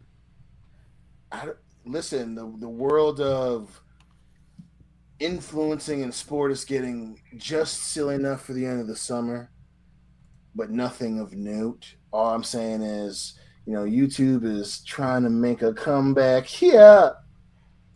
No, they really are. They getting rid of AI content. Yeah, they get the whole thing that's happening in a week. They're trying. They can't even handle reviews. We'll see how they deal with AI. But hopefully they don't force AI getting really good. But fucking Jake Paul's pulling all this shit on YouTube. It's getting. We'll see what they rumor of them trying to make another movie. So we'll fucking see, man. What's Jake Paul pulling now? I know he's got an all-female boxing card that's going on Netflix tomorrow night that I will watch. Yeah, listen, the card is actually pretty good, but with obviously with Amazon, Google did. They got. I don't know if it's Sony or whatever, and especially with the success of Gran Turismo or whatever, YouTube might be trying to branch out and to getting involved in some more film production of damn self. And that's why we're starting to see that algorithm's acting real funny. But yeah, man, that's gonna be very interesting come the end of the year. What is it? I just heard. I watched a thing earlier before the podcast. Apparently, Amazon Prime Deals Day or whatever's happening is down 41%. Yeah, because they're garbage deals, Nick. Oh no, 100% they are. It's like Black Friday, like it's just bullshit. But it's just like they thought that because they're like, oh, we're gonna extend it to 4 days instead of like 2 or 3, that we'll get more money, and it's not the case. And like, I may or may have wild. not been like adding shit to my Prime cart during tonight's show, but it's like just Batman Blu-rays. That's fair. You blame me? No, I don't. I mean, if you get a good deal on a Blu-ray, especially a 4K Blu-ray, I mean, why not take it? Batman 89 is $10 on 4K. Jeez, that's a fucking steal. It is a steal, Nick. I do the same thing for sure. But it's just funny, like even Bezos sold a bunch of Amazon stock recently to pay for his wedding or something. Who knows? It was $500 million wedding. Yeah, no shit. And the all the private jets that had to come in and be parked as well by valet. But yeah, it's crazy. Yeah, all of it's down, and people aren't spending any money anymore. It's just kind of hilarious. Well, the important thing is to know, Nick, is that a lot of those people flew private jet to his wedding, but they care about the environment. Don't get me started on that shit. Those hypocritic motherfuckers. But if you guys would like something good and positive, Tony Hawk 3 and 4 technically releases tomorrow on the platforms. I downloaded it already on the Game Pass. It is free on Game Pass. I don't know if I have a Game Pass. I'm not sure. No, we still don't. Folks, if you were listening like a month ago, we were questioning whether or not Nick had Game Pass. We still don't know the answer. But one day we'll learn. I downloaded it the other day, but I have not had a chance to play it yet. That's probably on tap for after the show because I'm feeling well lubricated. I'm thinking it's time to skateboard, boys. Well, thank God you're doing it virtually and not actually. We don't want you to break everything. No, I tried to skateboard once. I'm looking when I was like 17, and I'm like, this doesn't work. Look, I can skate on ice. I can skate on rollerblades. I cannot skate on a board with wheels, and I'm never going to try this again, and I haven't. Yeah, I feel you. I had a little skateboard, but lived in the fucking country. I don't know why they got me a skateboard, and but I was fucking. I could have been a good skateboarder. You could have been a contender. He could have been, but he grew up in the country. He could have also gone to the NFL too, but just yeah. That was red tape. That was red tape. Red tape, and of course, as you guys know, white woman. I understand the kryptonite, Dion. I texted you about my unicorn the other day, so you know what's up. Listen, that's how I know that you still family land because we still. Yeah, I mean, I technically can blame a white woman for why I didn't make it to the major leagues, but I could also blame the fact that I was a few years removed from competitive baseball before I tried out for a team when I was living in Michigan. Neither here nor there. Yeah, I could have become a professional bowler too. Don't worry. You still can. Like, I mean, I've seen those professional bowlers. Yeah, bowling ain't that type of sport. You can get back in that bitch right now. Yeah, you don't have to understand what the pitcher's hand is doing when it's up here to know where the ball is going. You just gotta know how to eat a hot dog, maybe some nachos, drink a beer, and then fucking roll a ball. I mean, we've all seen Kingpin. I don't know. I don't think I should start my professional bowling career right now. You know, it's round. It's got 3 holes, and you put your fingers in it, Nick. It's not hard. that'd be a weird comeback story. I just take like the next like 3 or 4 years. Nick, Jeff, there you go. Next comic book idea, Nick Utam, pro bowler. Pro bowler. Out of fucking nowhere. I just want to turn it into a video game. Nick Utam. Let's just remake bowler. Kingpin, but it's with Nick. Instead of Woody Harrelson finding an Amish I would kid, totally he watch a finds, Kingpin movie with Nick. Samoan, He has the mouth for that type of shit. I just want to see Nick with a fucking Amish girl. I think that'd be pretty fun. Okay, so we just completely remake it, and Nick is Amish somehow. Somehow. And Woody Harrelson probably doesn't sign on to the project, but you know, I'll play. I feel like Dion plays Roy Munson. It makes more sense because it's on Netflix. Don't be a Munson, bro. Yeah. Those Netflix adaptations. Yeah. So Netflix remake a Kingpin. We race swap Woody Harrelson for Dion Green. It makes 100% sense. Oh my god! I feel like Woody Harrelson would be totally on board for that. He would totally help us to do that. He seems like I think he'd find it funny as shit. He would. He might have to be like the whole like we gotta meet me here. You know, we gotta drink and get high with Woody Nelson to get the dude involved. Which I'm willing to try. And I'm sure he'll call his cousin Matthew McConaughey to come through as well. Dude, there actually might be brothers. What are you talking about? Yeah, I know. Bro, I saw the trailer for that movie, that random ass movie they did in like 98, 99. The shittier big beach bum movie, like Total Wave, or whatever the fuck that movie was. Dude, them motherfuckers are tied at the hip. 100%. You know that they be like, they have Eiffel Towers a chick. Dude, Dion, they actually legit might be brothers. That's like a real thing. That's not even a joke. It makes sense, but his dad disappeared after the whole fucking... Right, but Woody or Matthew McConaughey's mom had a relationship with Woody's dad supposedly around the time that like he was born. So I can see them being brothers. Matthew McConaughey, people forget how old he is. Well, people also forget the fact that he's also a big Texas Longhorns fan, and in this house, horns go down. So I love Matthew McConaughey, except that part down. Which, by the way, college football is out, and I can't wait to play the new college football 26. Yeah, Matthew McConaughey is 55. Yeah, I might go outside and throw some tortillas tonight, just for fun. Fucking do it. That dude was almost 50 when he finally won a fucking Academy Award. That dude, he's old enough. I will do it and film it and send it. I love a good conspiracy spirit, baby. Well, Tyler Perry won one. Yeah, he did, and apparently he's also a pervert. Yeah, he's in trouble. We're here for that part. Yeah, you missed that in the beginning of the show. He's getting a shinning. Wait, who is? Tyler Perry. He's getting some dude claimed sexual assault on him. Yeah, apparently Tyler Perry bangs dudes, which makes sense why he got an Academy Award, so he could stick it up his head. In terms of the movie industry from Atlanta, that's been an online rumor for a while. Nick, don't you live in the Atlanta area and work in Listen, movies? I do not party with Tyler Perry, motherfucker. I don't go to those things, okay? It's like a Diddy party. I avoid it. I don't get invited. I'm not going. No, thank you. All right. Bullshit. If you got invited to a Diddy party, you'd bring your own baby oil. That's some bull. Yeah, that's. I don't have that much, Jeff. I don't have that much. You'll find a way. Go to a Wawa down the street.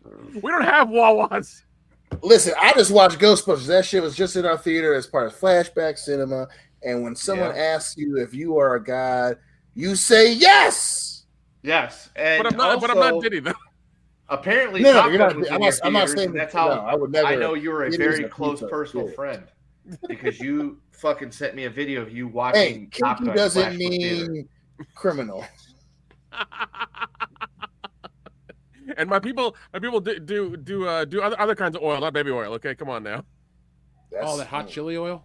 Yeah, sure. That's some good shit. It's a great soup base. It really is.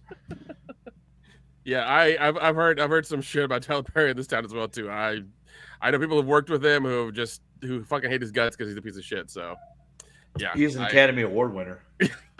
Yeah. Listen, we gonna see how the Academy feels about this shit. I don't think they're gonna care. I don't. They might even give him another one. His black ass might actually get a second Oscar. Give him two more. That Netflix Medea movie ain't gonna be that good. For the best performance by a potential offender, Tyler Perry. You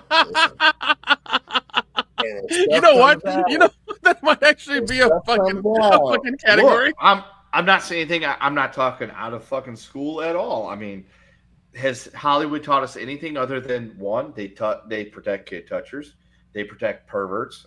Roman Polanski is beloved, and he is a pervert. There's other perverts. I mean, Hollywood loves perverts. So Tyler Perry apparently involved in some perverse behavior. They're going to just give him another fucking statue and be like, look, we love black people, specifically when they're singing and dancing based on our Oscar, shows. And, we love perverts. Let's give him another one. Tyler Perry. Another one. That's a little spicy. It's a little spicy. Point out where I'm wrong. All I'm saying is Hollywood has a very long and documented history of the things that go on. I just said in the land of golden film and what the people who make that golden film do behind closed doors. That is a long list.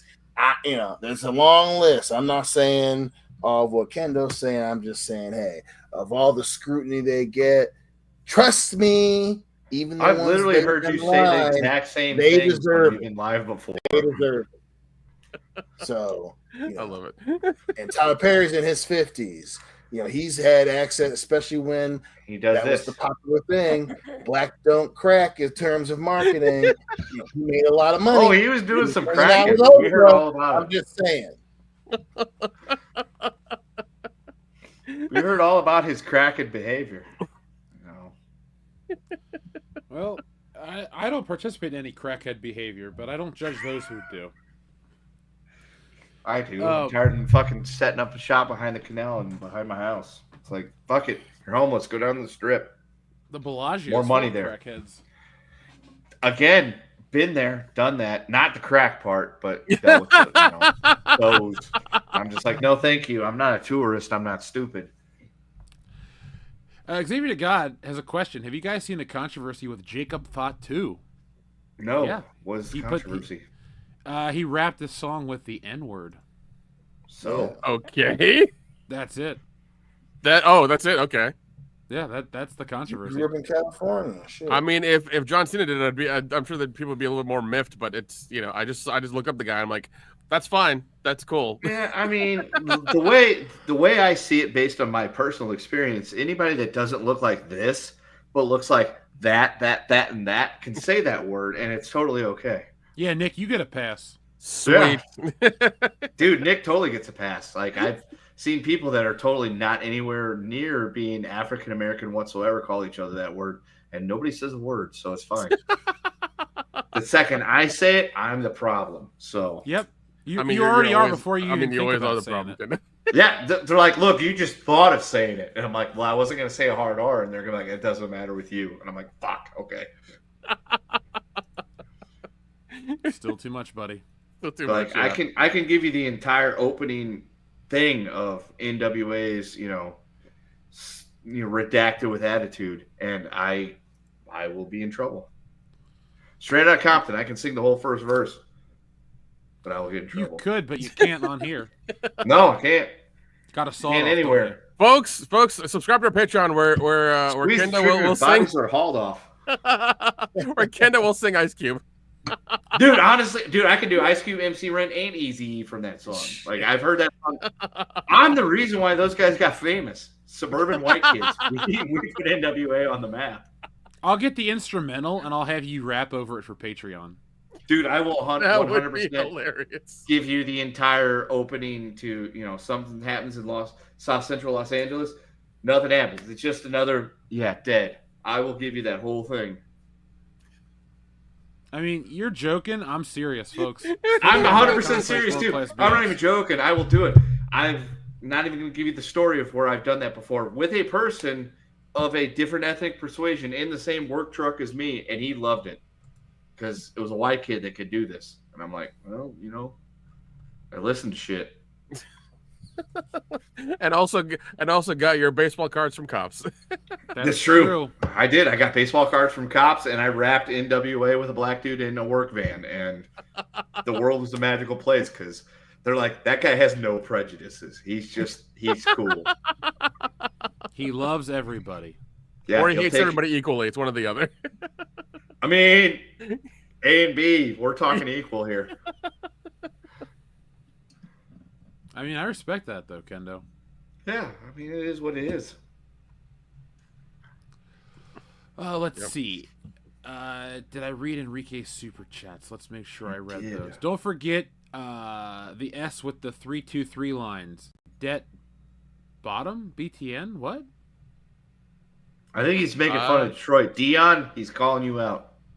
Listen, I ain't the one, son. You're not Billy Gunn? No. I'll make you famous. He's not an ass man. He's a tit man. I'm both. I'm happy. I'll make you famous. He loves to love them and to touch them and to squeeze them and to he loves to float them. He loves to watch them. He loves to pick them and he's gonna kick them. He's an ass man. Whoa, he's an ass man. That's a real song, folks. We're not just making this up. That is the greatest theme songs ever. Yeah. I'm an ass man. I had that album as a kid. Like, Mr. Ass is a real wrestler, folks. We're gonna show you a picture. Listen, I love New Age Outlaws for sure, no matter what. But listen, in terms of following when they broke up, man, ass man, Billy Gunn, that shit was crazy. The '90s was awesome. The '90s was awesome. It was the peak of our existence, and we didn't know we had it that good until now. No, Buns of Glory, Buns of No, Steel, fuck that. I was arguing for the '90s 10 years ago. I knew that shit. I grew up in that shit. Easy, Dion. Easy. Oh, the '80s is the best. Fuck that, dog. We got the weapon in the '90s. We got the ass man in the '90s. The ass man cometh. The ass man goeth. And the ass man taketh. Yeah. Take it away. Yeah, 1999 King of the Ring winner. True story. Yep. Didn't go very far with that. No, isn't he in AEW now with his kid? Yeah, scissor me, daddy ass. That's his catchphrase. But they're not. Yeah, but they're not in the same. They're not together anymore. Oh, did he turn heel on his own child? I 100% understand that. No, dude, he's been with a different group for years. Yeah, he's been. I don't pay attention to AEW for a while. Yeah. I could sympathize with wanting to turn heel on your entire family. Not Benoit style, but Sure, Kendo. Sure. I don't want them dead. I just want them to leave me alone. It's a different story. Forever? No, just for a couple hours. It's like Daddy's gonna go play his 3DS and remember what it was like to play Zelda for the first time on, Nintendo 64. And we're gonna leave him alone. Okay. I remember that time too. Going through the Deku tree, using the flaming stick to burn the webs. Yeah, I do. I've been doing that. I have been playing the 3D remakes of Ocarina Majora's Mask, and I've been enjoying the shit out of it. I'm like, this is so much easier than it was on 64. They have fixed a lot on their 3D remakes. I want them to release that on the Switch. Then I do too. I'd pay for that again. Yeah, no, 100%. The when you do the virtual console on Nintendo, the 64, it's just a straight port. It's not the remakes, which is fucking I speed ran it a couple years ago. And? I loved it. I mean, it's one of the I like, how'd you do? Did you record it to be like one of them fucking weirdo poofs on the internet that like, oh, I speed ran Zelda and beat Ocarina in 28 minutes because I did weird like fucking glitches where I clipped through the tree. No, but I can beat Goldeneye in under an hour. Yeah, I can do that too. It's cool. Can you? Like, Yeah, I want it nowadays because like you and I need to do a race. Who can beat Goldeneye the fastest? Any difficulty? Now? I'm kind of. Yeah, now. I mean, I beat it in 45 minutes when I still lived out west. Like, it wasn't that long ago. Okay, well, I've been drinking all night, and I haven't played Goldeneye in a fucking 3 or 4 years. But yeah, okay, I want to play Tony Hawk first. Can I play Tony Hawk first, please? It's your Xbox. You can do whatever the hell you want.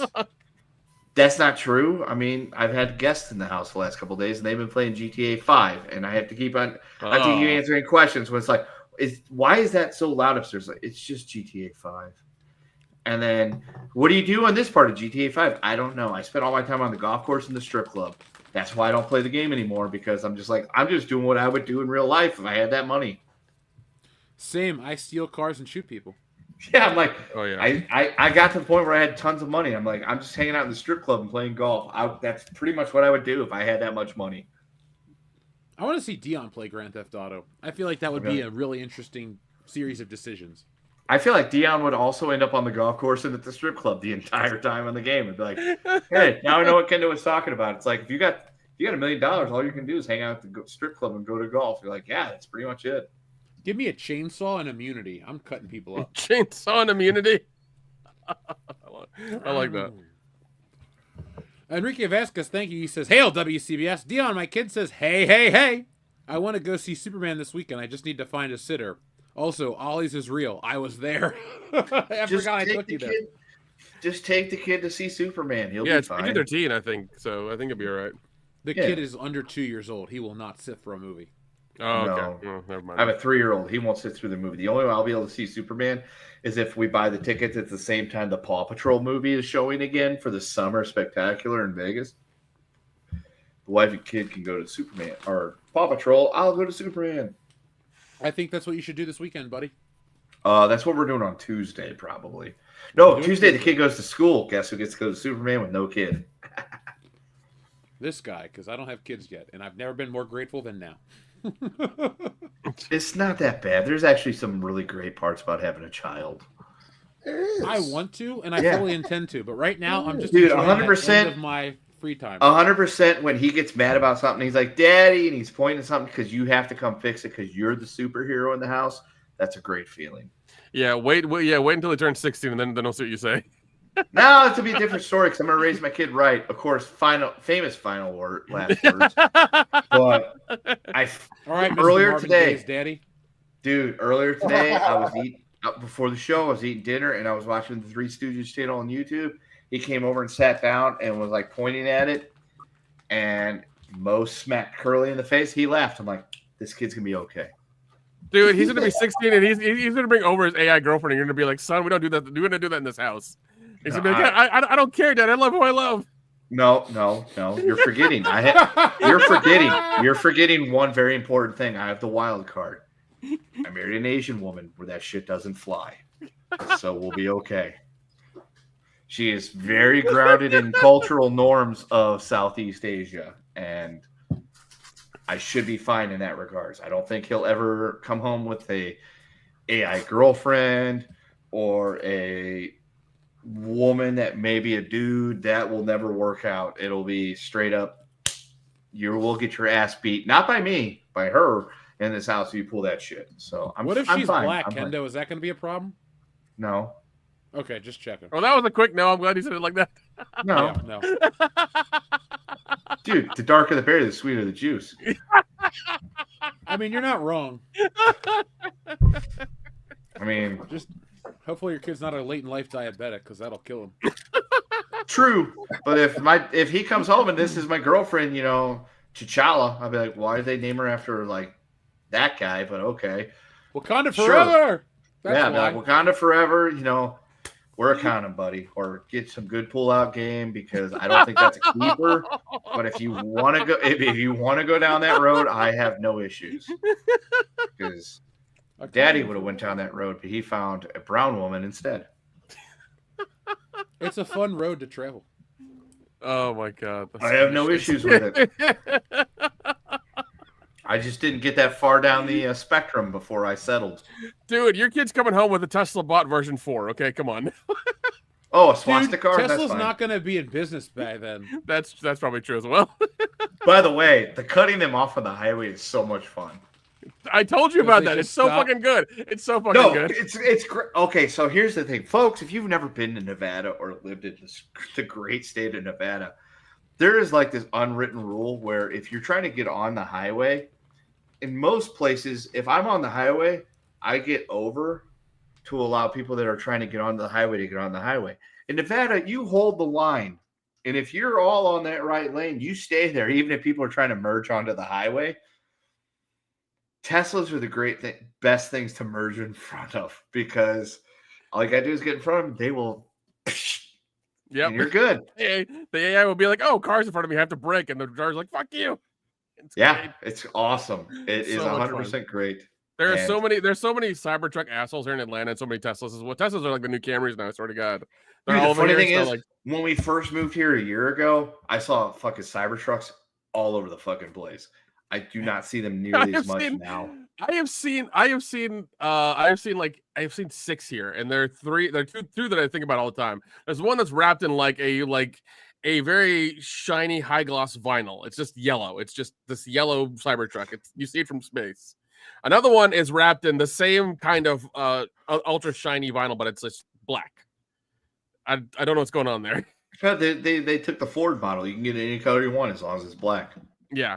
So I mean, it's not like that like that brushed aluminum. They want their own thing on there. But yeah, I did see one that was in like that stealth black as well too, just kind of weird. So I wish that they were better looking cars. That's all. Yeah, they look like fucking microwaves on the highway that you can cut off. Yeah, you can cut them off.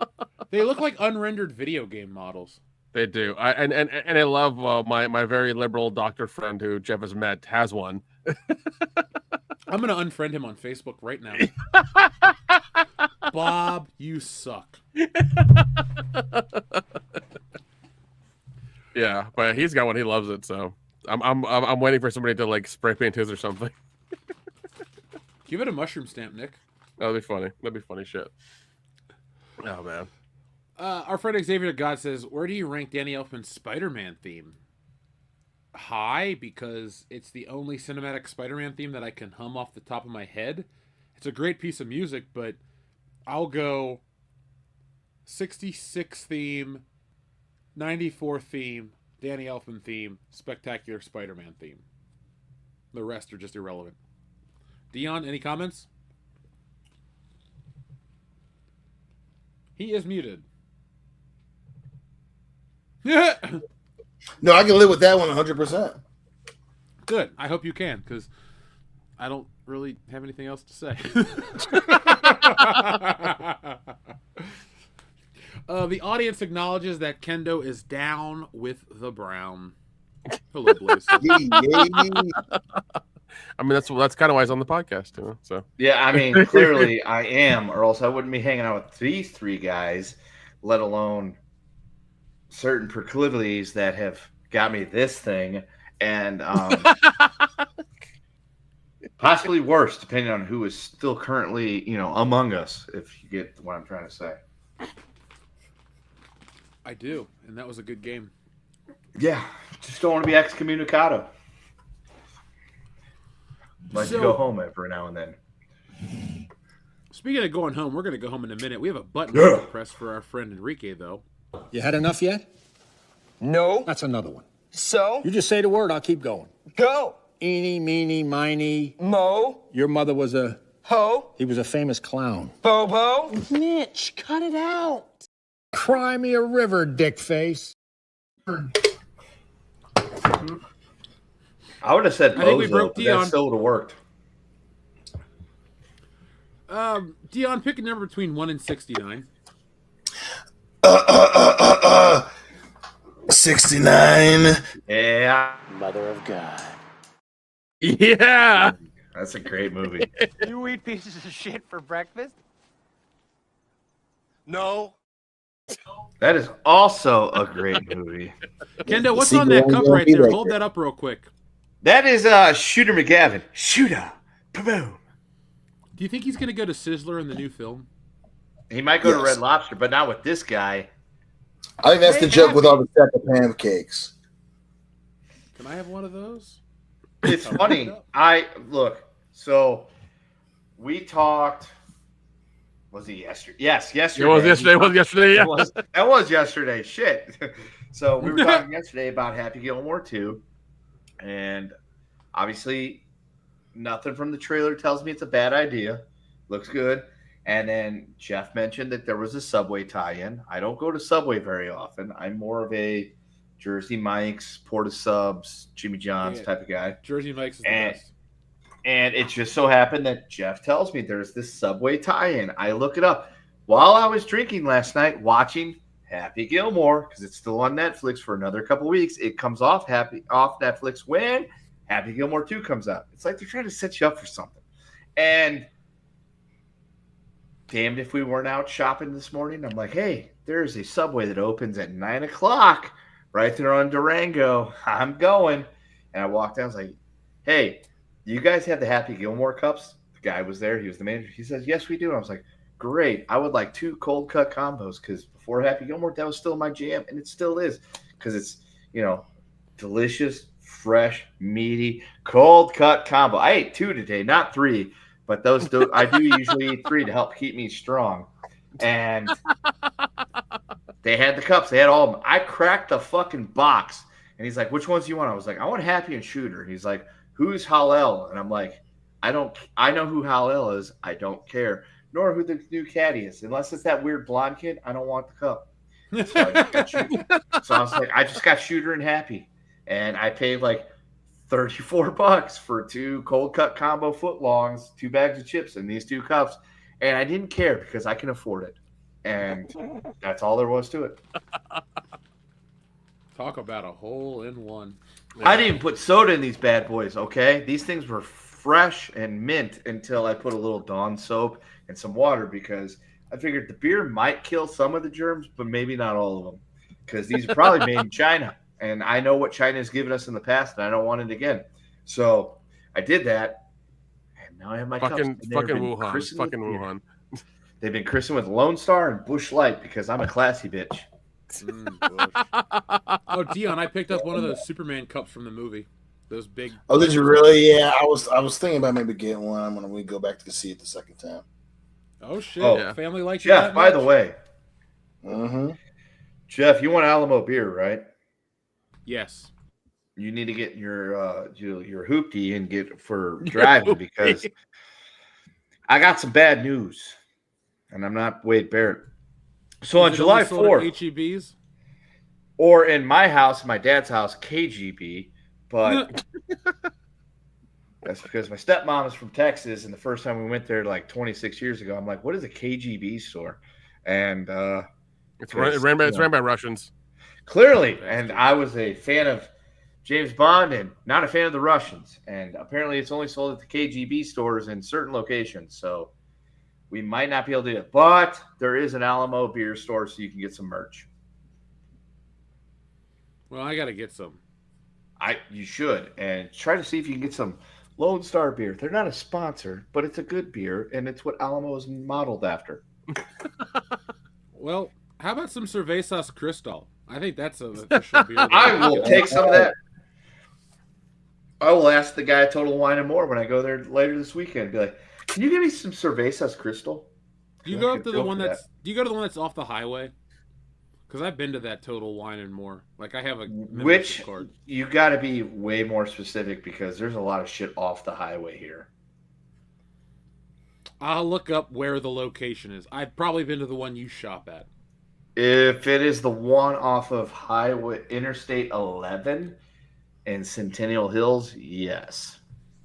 And folks, if you're interested in meeting me at that place, please don't.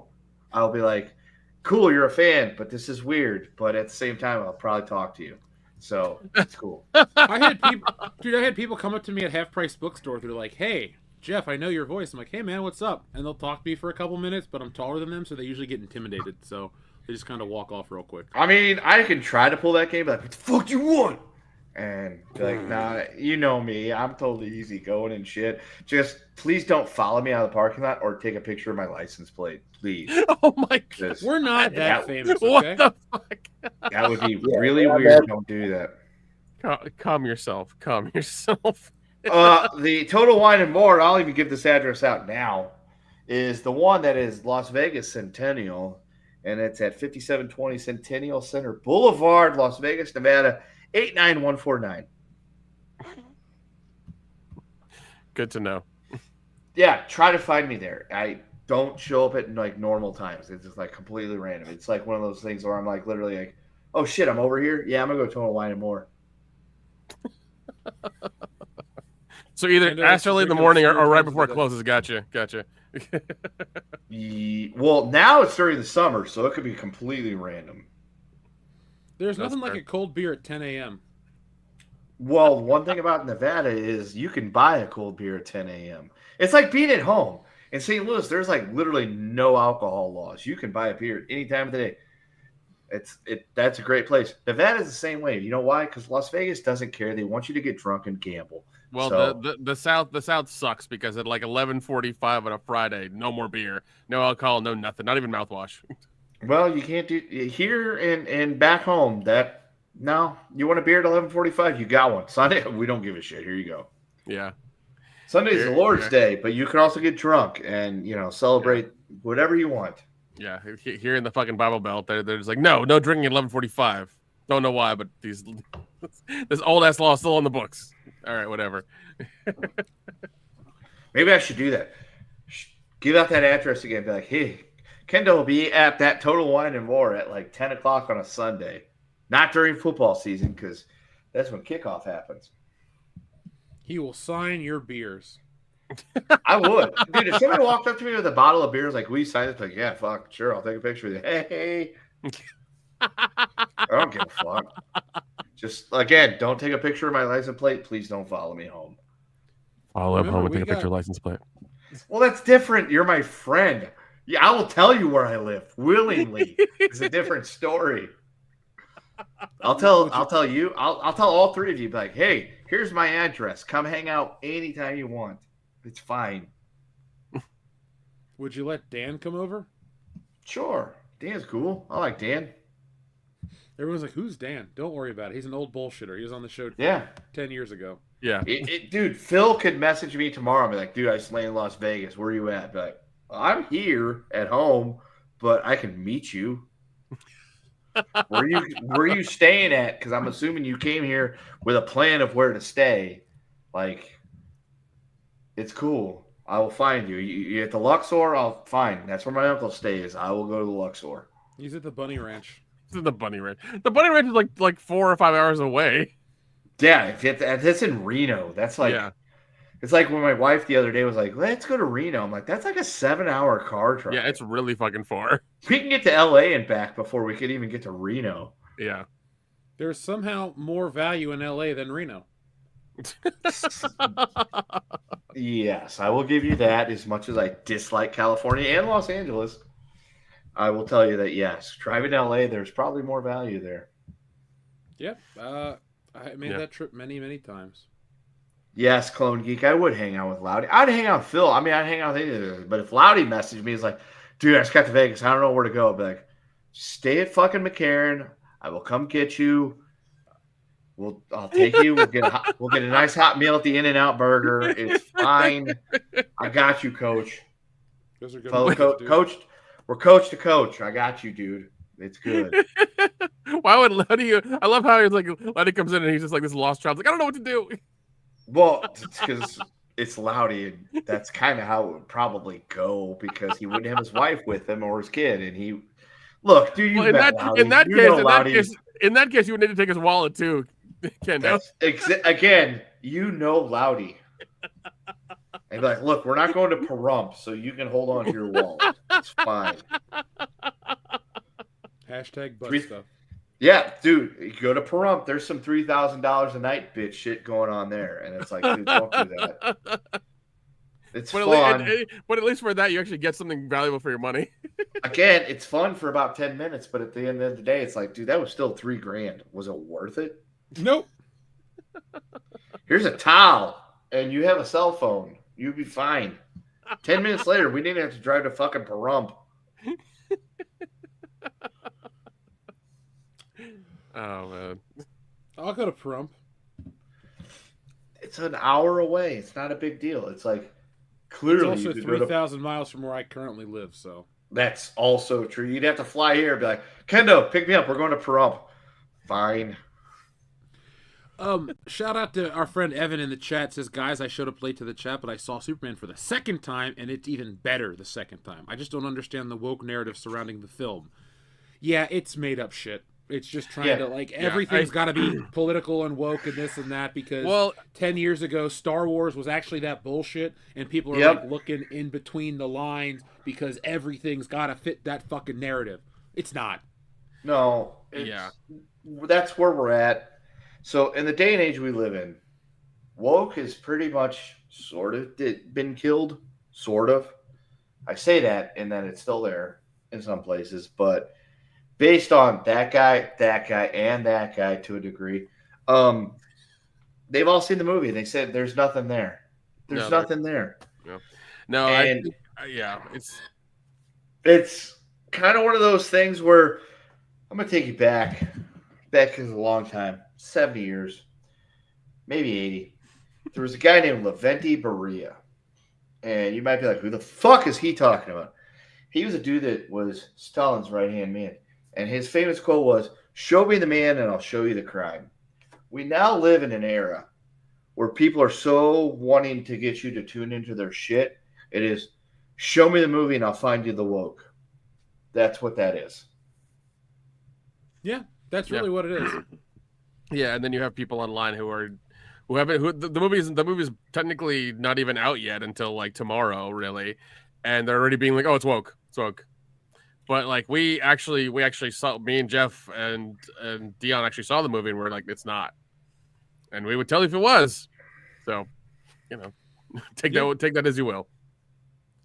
I mean, folks, there is nothing wrong with not wanting certain messages in your films. That's your own prerogative.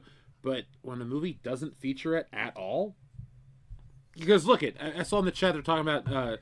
Sean Gunn, that's a marketing tactic to get those people riled up to talk about this movie because this movie is doing well and people excited about it. And Nick, you sent me that screenshot of showtimes near you at like 3 a.m. Yeah, like it's the weirdest because like it's Saturday at Atlantic Station down here that fucking Atlantic Station.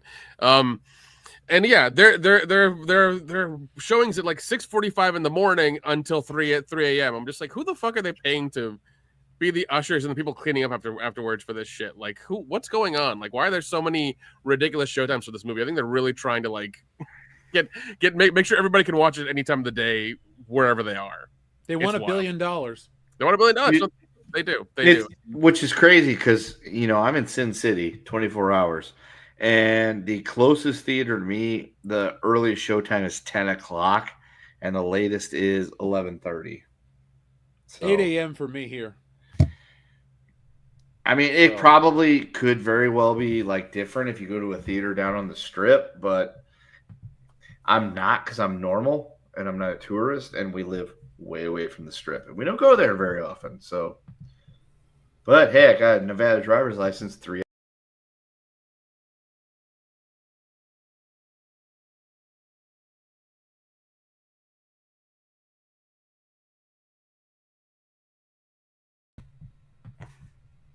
Did we just die?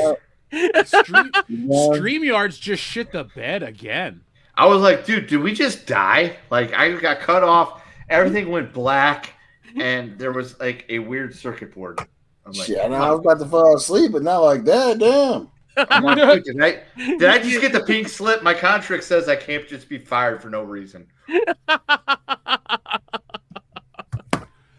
Oh my god. Well, I think that that technical gaffe means it's time to put this baby to bed. Anything else you guys want to say before we go?